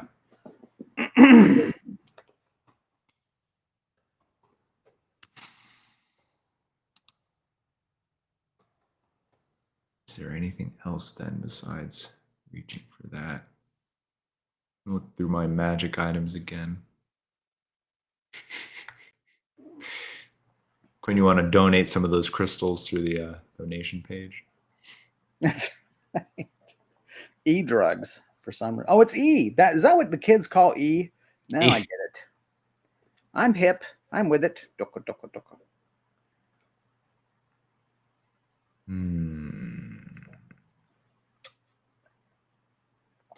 Magic item. Surely I have some magic item that I can just like will it to do something. Yeah, my familiar. You know what's crazy? The only thing you dropped is your spear. Everything else is still on you, even though this, very clumsy creature moved you to its lair. You didn't lose anything. Wow. So your spear does not appear to be on you, as best you can see. Okay.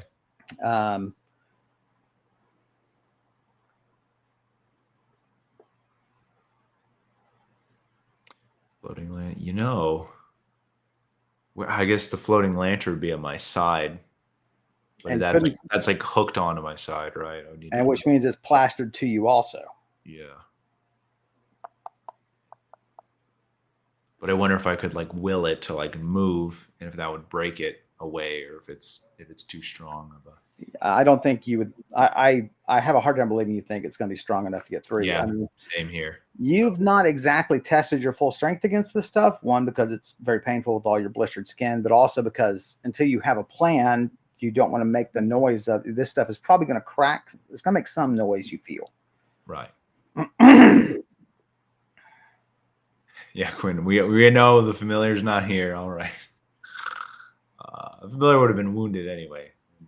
That is hilarious, Quinn. Oh, if only you had a familiar. So we've got trying to risk a teleport, trying to use the Allotag crystal, or trying to cut myself free.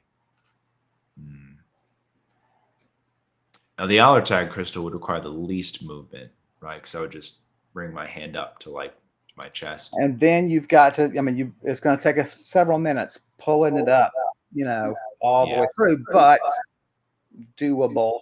Yeah, and kind of quieter than trying to reach for my knife and cutting through. Right. The advantage of the knife thing is you'll have a knife. You'll have a knife already drawn. Right. Of course, if you can get one of your hands just free, then your spell casting is back in business with only some penalty. I only need like one free hand. Okay. Right. I think I should try that then. Knife is kind of risky and painful, but the teleport itself is risky. So what are you gonna? I mean, do you really have a great spell to be able to cast right now? yeah, true. Until you figure that part out. Just my worry is that, let's say I teleport to the Unmouth. Now I'm in an unfamiliar land. Who knows if this mucus will stay on me? I could be in the same situation, but worse. Yes. And I guess if all my stuff's on me, at least I'll have that. So,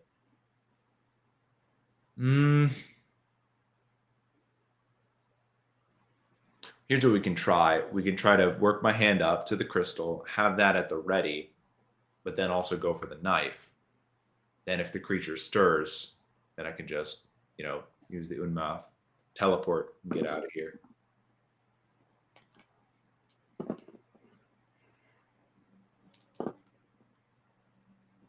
Okay. Quinn wants to ask a potentially metagame question. I don't think you can ask on this medium, Quinn. You could ask me via the other way you can reach me, if you wish. At 1-800. That's right. It's that all goes toward donations. 1, 2, 3, 4, 5, 6. For Karandrin. All right.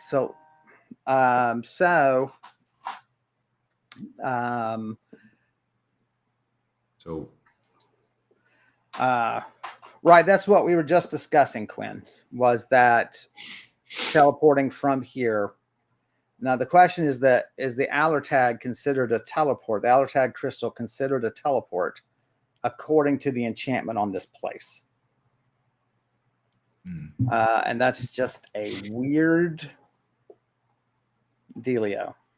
Right. All right. So let's so which one you want to go for? Are you just going to do them simultaneously, just move both hands and see what happens? I think so. Yeah. All right.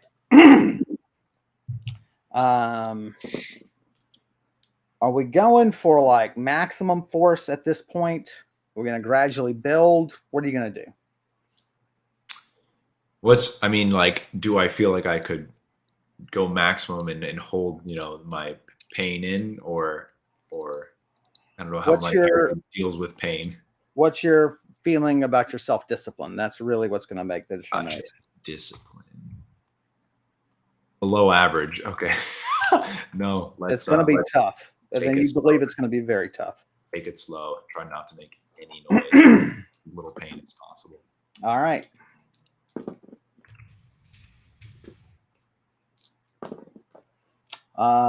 Roll it up. 14. Oh, okay.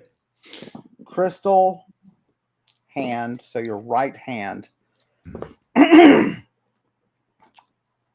material is not as yielding there as you believed. No motion on that hand. Roll for the other hand. 38. Movement, no noise. Roll to resist screaming. 26.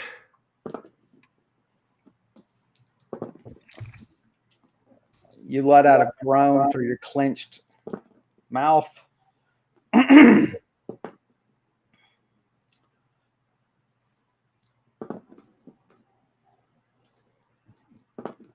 toad moves heavily and looks towards you.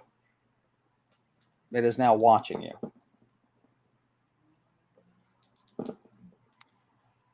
Okay. And it just watches you. Wait patiently. For it to turn away. Yes.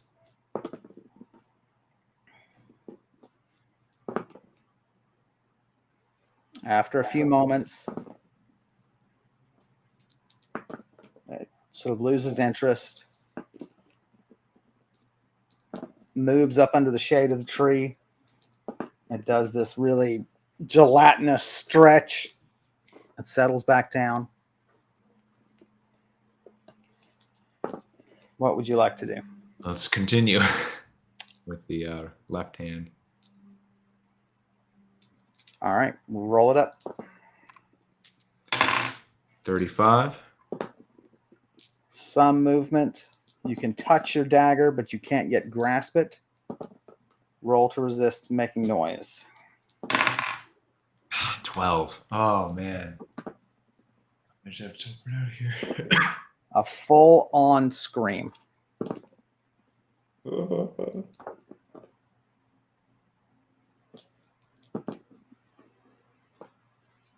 You startle it. It makes a jump. I mean, just an enormous jump. That's an opportunity.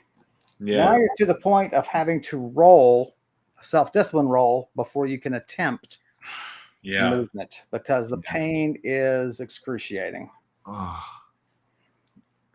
Okay, well, so try that. Let's keep going. All right, so try to force yourself to move. It's a 90 for self-discipline. All right, and now roll it.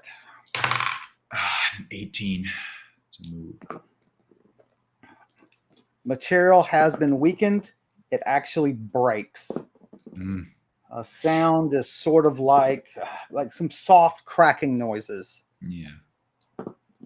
You can, you sort of force it out of the sheath. You can move your wrist now.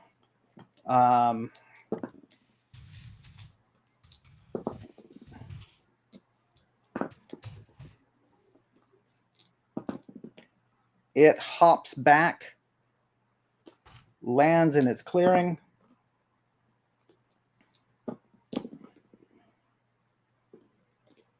Looks at you. No action. Next turn. What do you want to do? I mean, it seems like a pretty dumb animal. I'll just wait till it loses interest again and try to do it sneakily. Again. Fairly quick. It loses interest. Thank God. What do you want to do? Let's continue using my knife then to cut away more of the stuff so my hands a little more free.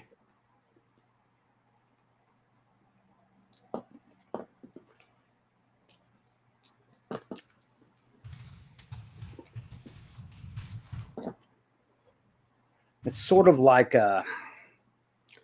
it's almost like a dried honey, right? Where it's hard here, but it's just sort of gummy here. Yeah. And your knife, once you get it sort of started from underneath,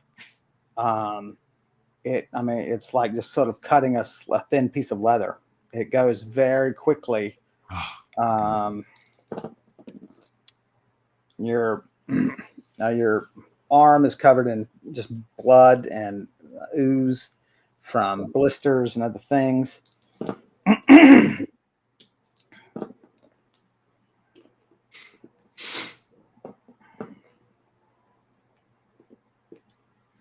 He is just engaged. He's rubbing his head up against the tree, having a nice scratch.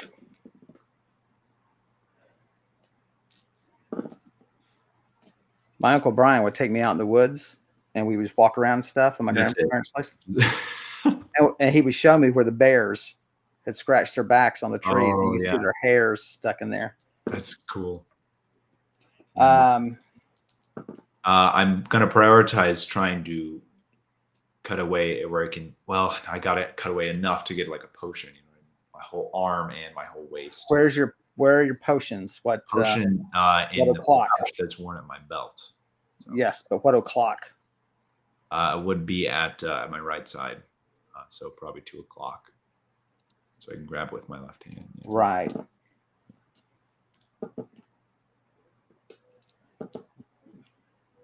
Cut it free. Cut your other arm free.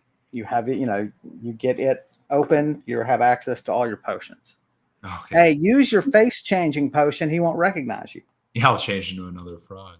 I use that joke all the time because I think it's hilarious to think of the frog going, "Wait, I don't know you.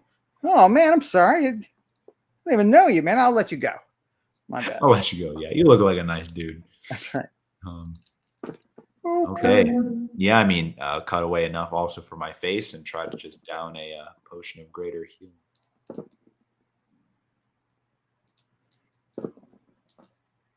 It does. It says 60 HP. I don't know if I have to roll for that though. No, Channeling. that's straight up. I should call that up. Straight up. Okay. Woo, that is much. 60. So you're at 81. Yes. So you're at -5. The pain in your ribs goes away. So you are actually, except for the pain, so you're at -10 for all actions due to skin pain. Just every movement now hurts. It's like having a Yeah.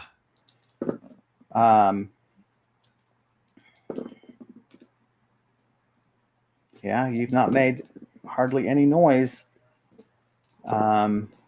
Your flail, you apparently fell down on your flail. It's actually glued to your side. Yeah. No, it's to be in your bag anyway, actually, because you weren't fighting with it, I right? remember I dropped it actually. You dropped I it. grabbed the spear You quickly. do have it, yes. So the spear is wherever it is Yeah. in this thing. You have to get a gardener in here to find your spear. Yeah, really. All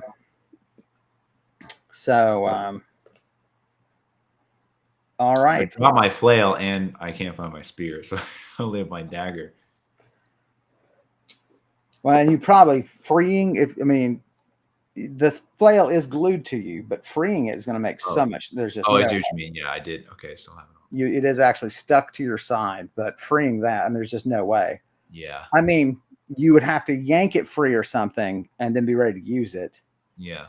Um, Well, my thought is you're still on the ground. You roll toward very quietly, turn your head toward the rubbish heap, which does seem like there are items that have weathered well, surprisingly well there, that are well made, but nothing that seems to immediately spring to mind as helpful. Okay. Well, how far away is the frog right now?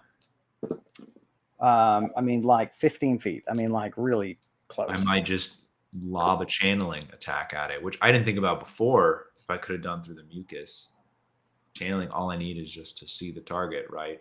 Or I guess I need my hands. You still need your hand to aim it. I thought about using it to break free, but you didn't think of it, so I couldn't tell you. Yeah. But I mean, now that I have my hands free and this thing is right next to me, I might just huge channeling attack at it might just do away with it in one hit. Right. You know what though? What? Roll for me. 30. Yeah. A very quiet escape would be levitate. Oh.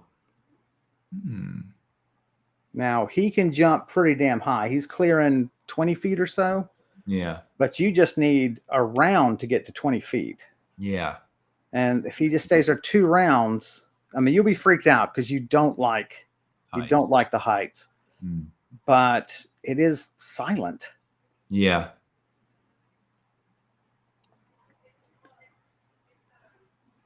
The thing is, if you attack it, and something goes wrong.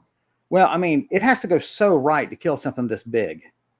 You felt like, yeah, I definitely did some damage to it. In fact, you see the blood it has left behind. Yeah. Yeah, it's hard. It's one of these decisions where fight or flight, literally. I don't know which one is more optimal.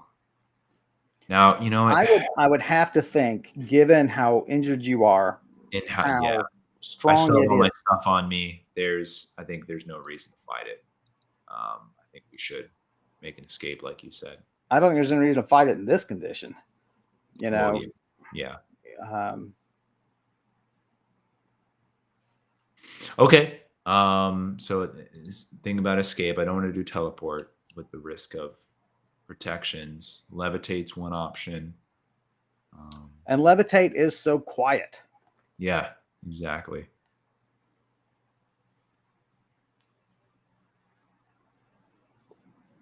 There's also Bridge of Light.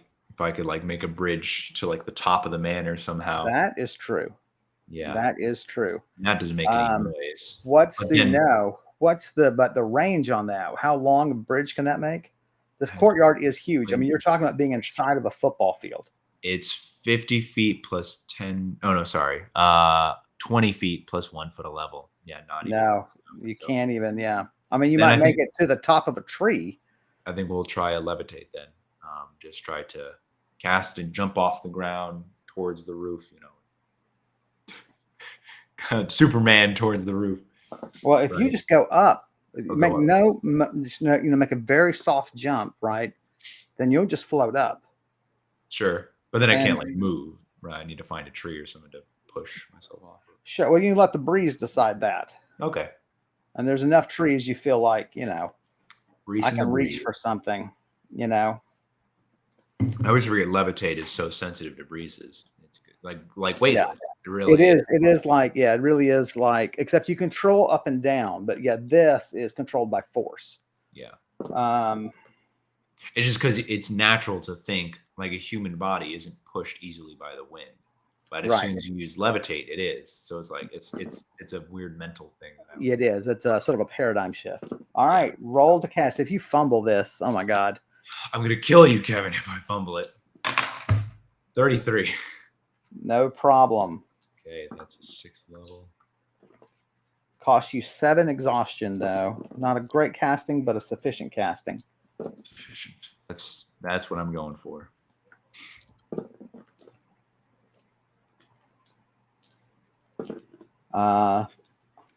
You cast it as quietly as you could.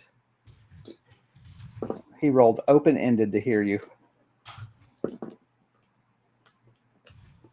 Come on.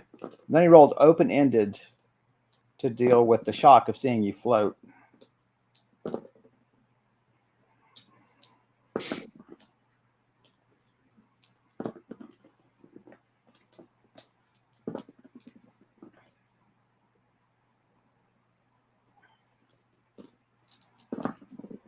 He leaps at you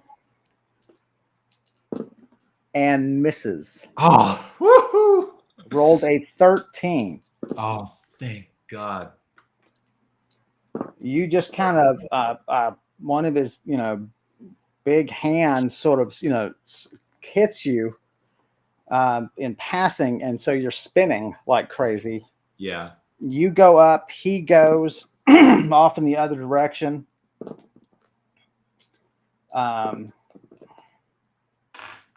Next round, roll and tell me what you're gonna do, and then we roll initiative. Well, I'm gonna, I guess, make my way towards the roof. Well, you're only 20 feet up at the end of this round. Then I'll go a little bit higher. And, Yeah, I mean, I would. push Yeah, myself toward the roof. Yeah. 72 for initiative. all right.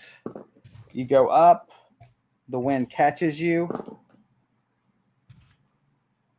It's blowing you.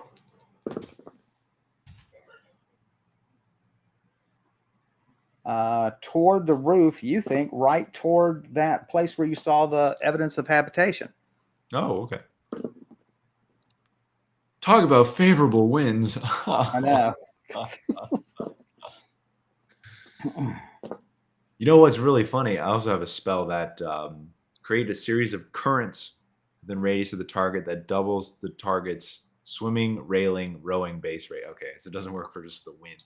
Like, Right. can I just like wind waker this? Like wind go that way, and Exactly. basically, Mages do have a spell like that. yeah.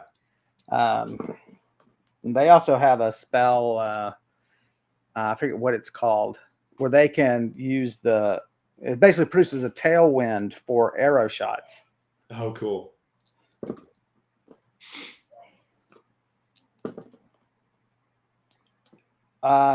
You hear it leap again. It's definitely trying to keep up with you. You look back, it lands. I give it the finger. I mean, it is really after you. Wow. This round looks like fairly clear sailing. So I can give you a half action, like if you want to pull out a weapon, take an herb, something like that. Yeah, let's take another. Well, actually, let's see what herbs I got. I think I have some herbs for healing. I want to use all my potions.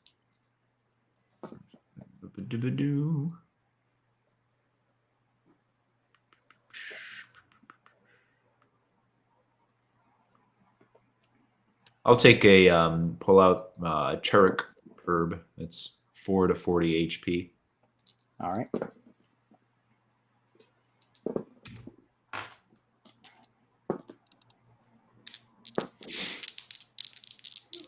Roll it.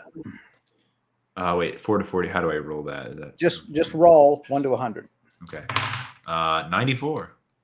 36. I'll take it. That puts me at 117. Oh, much better.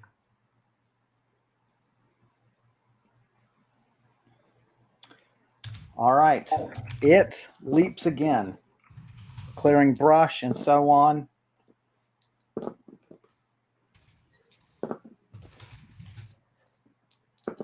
Being this low, you can see the trails it made. It has found a trail and it is bounding perpendicular to your path, but it must know where it's going. Yeah. And it's moving much faster than you now. It turns a bend and disappears. It turns toward the side of the mansion that you're going. Hmm.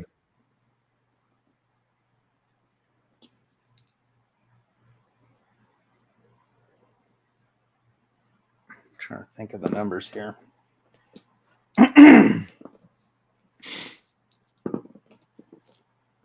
You see it just as you reach your section of the mansion. Right. Up ahead, you see it beginning climbing the walls. Oh my gosh, no. Roll to catch yourself before the wind carries you over the roof. 55. No problem. One of the great things about your character is significant physical strength. You can just. So you're at the roof line and the 3rd floor.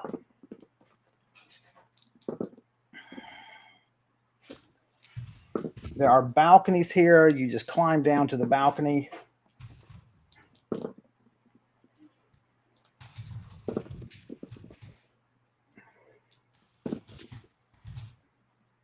The door here is sealed and intact. He is, you don't know if he's seen that you've landed and where you've landed. Yeah. You just have the balcony rail kind of to hide you in some vegetation growing here. Yeah. There's a chance you could hide. The door is sealed. Can I just try it and go inside? Because once I'm inside, this guy. I don't know. I mean, as much force as he exerted on you, I don't think a door is going to, especially these double French doors leading out to a balcony. I see what you mean. If he's that desperate, yeah. Right. Now you could make it, I guess, in the interior, and then the room, he might be able to squeeze through a door, but that's you can always mist, which I'm kind of scared of if he sprays that inside the room. Yeah, you're going to kind of get fogged out, and your skin is slowly sealing back up, and the blisters are remaining, but a lot of the open wounds that have been caused are reducing. Well, I remember this guy is under a pretty short attention span. We'll hide, see if I can make sure he's out of my line of sight. And you can try the door and hide. Yeah, let's do that and see what happens. The door is open. Okay. Hide or go in. Well, I'm gonna go in and hide. Oh, I guess that's not good because if I hide here, then I can see him. If he does spot me. Well, if you go in, right, shut the door. For that matter, leave the doors open, and you could consider ambushing him as he makes his way in. Okay. But then you may just want to go and close the door and just go all the way in. And close that door.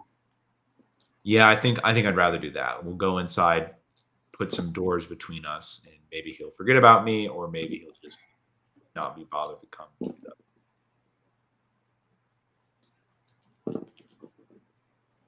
room still has a bed in it. It's been stripped. It's largely decayed now to nothing. Yeah. The bedposts, though, are intact.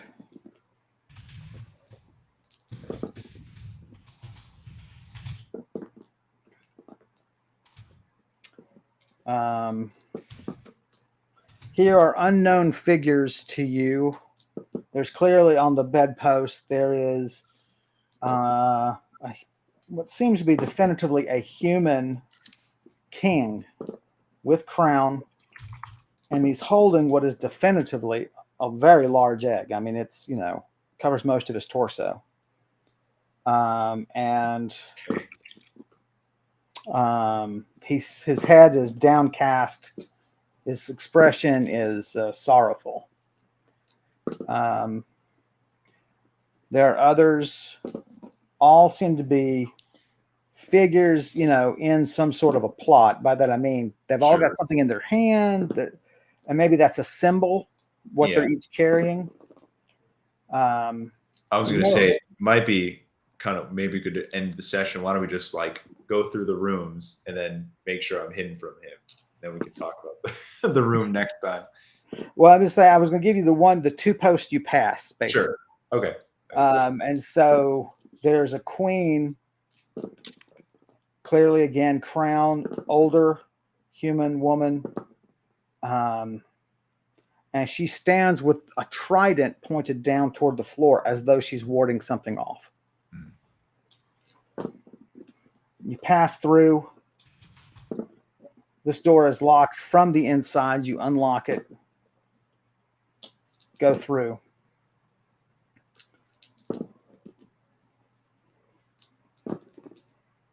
And you wait.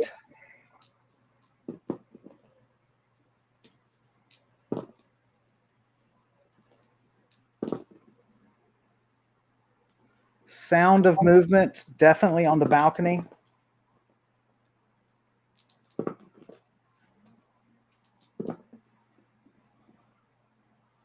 Something smashes through the French doors. Okay, we'll start moving down the hall, I think. And just quietly, quickly. Quickly. Now, keep in mind now, if it gets jammed in that door, you have got a great opportunity to kill it.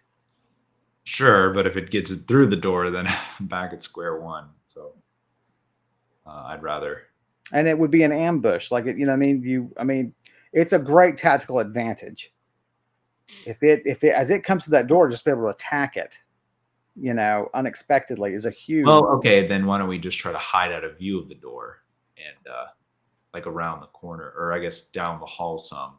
Well, do you want to leave the door open? Is that to say to force it, to invite it through, and then you'll wait in the hall ready to attack?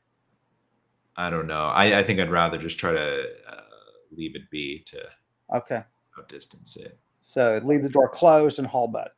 Yeah. Okay. Do you have any way of fixing the door? You mean fixing, Affixing. Oh, barring it somehow. Magical. Yeah, holy lock. Do that, right? It will. The door would have to be physically destroyed for them to enter, or magically unlocked, or of course your willpower. Right, but would holy lock, it would reinforce it, or no? Somewhat, yes. Yeah, I could try a holy lock, just like a. Oh, wait a minute. What about your wall of light? That too. I could cast that there. Now, it wouldn't, of course, reinforce the door in any way, but it has a chance of stunning that creature. Yeah. Well, sorry, I'm fading a little bit, Kevin. Honestly, maybe we should. I know it's a cliffhanger, but maybe. No, I'm fine with that. I don't want to make a bad decision. No, it's fine. So we'll leave you outside the door. Yeah. You've heard it smash through the French doors. We're going to leave you guys hanging like mistletoe. I'm sorry. On this point, I think it's fine. I think it's fun. We are back January 12th. And so we've had a lot of fun this year, gang. I want to thank you all for supporting us and watching our streams and participating in the chat room. Quinn's deadly cheers are always welcome. So we're going to be down for a few weeks. I may try to post some things on Karandrin regarding sandbox role playing. But guys, it's been a terrific year, 33 streams. And we really do appreciate the time you give us and things like that. And I think I speak for Max when I say we hope you have wonderful holiday season, regardless of what holiday you're celebrating, and that you have a fantastic new year. And we will be back January 12th. And Max, do you have something to say to these lovely people? You summed it up pretty well. I would just, thanks for like Quinn and Obi-Wan, Karen, and Arpen, and all the people who've stuck with us through whole 33 episodes of streaming. It's been a blast, and I can't wait to keep doing it next year. So yeah, another 33. We'll just make that our target every year is to do 33. Try to do one more each year, 34 next year. That's right. So, and as always, go hang out on Max's channel where you'll talk about the role of music in games and the original soundtracks and so on in gaming. And thanks, as always, to Elliot Dunovitz's fantastic art for Brise's character. You can find out more about her work at artstation.com, Tortolua. And hey, I wrote a book if you care. But donate, like, subscribe, tell friends about us. We will be back on January 12th. Everyone, thanks again, and have a great holiday season. And I hope next year is even better for you. So thank you guys. Everybody. See ya.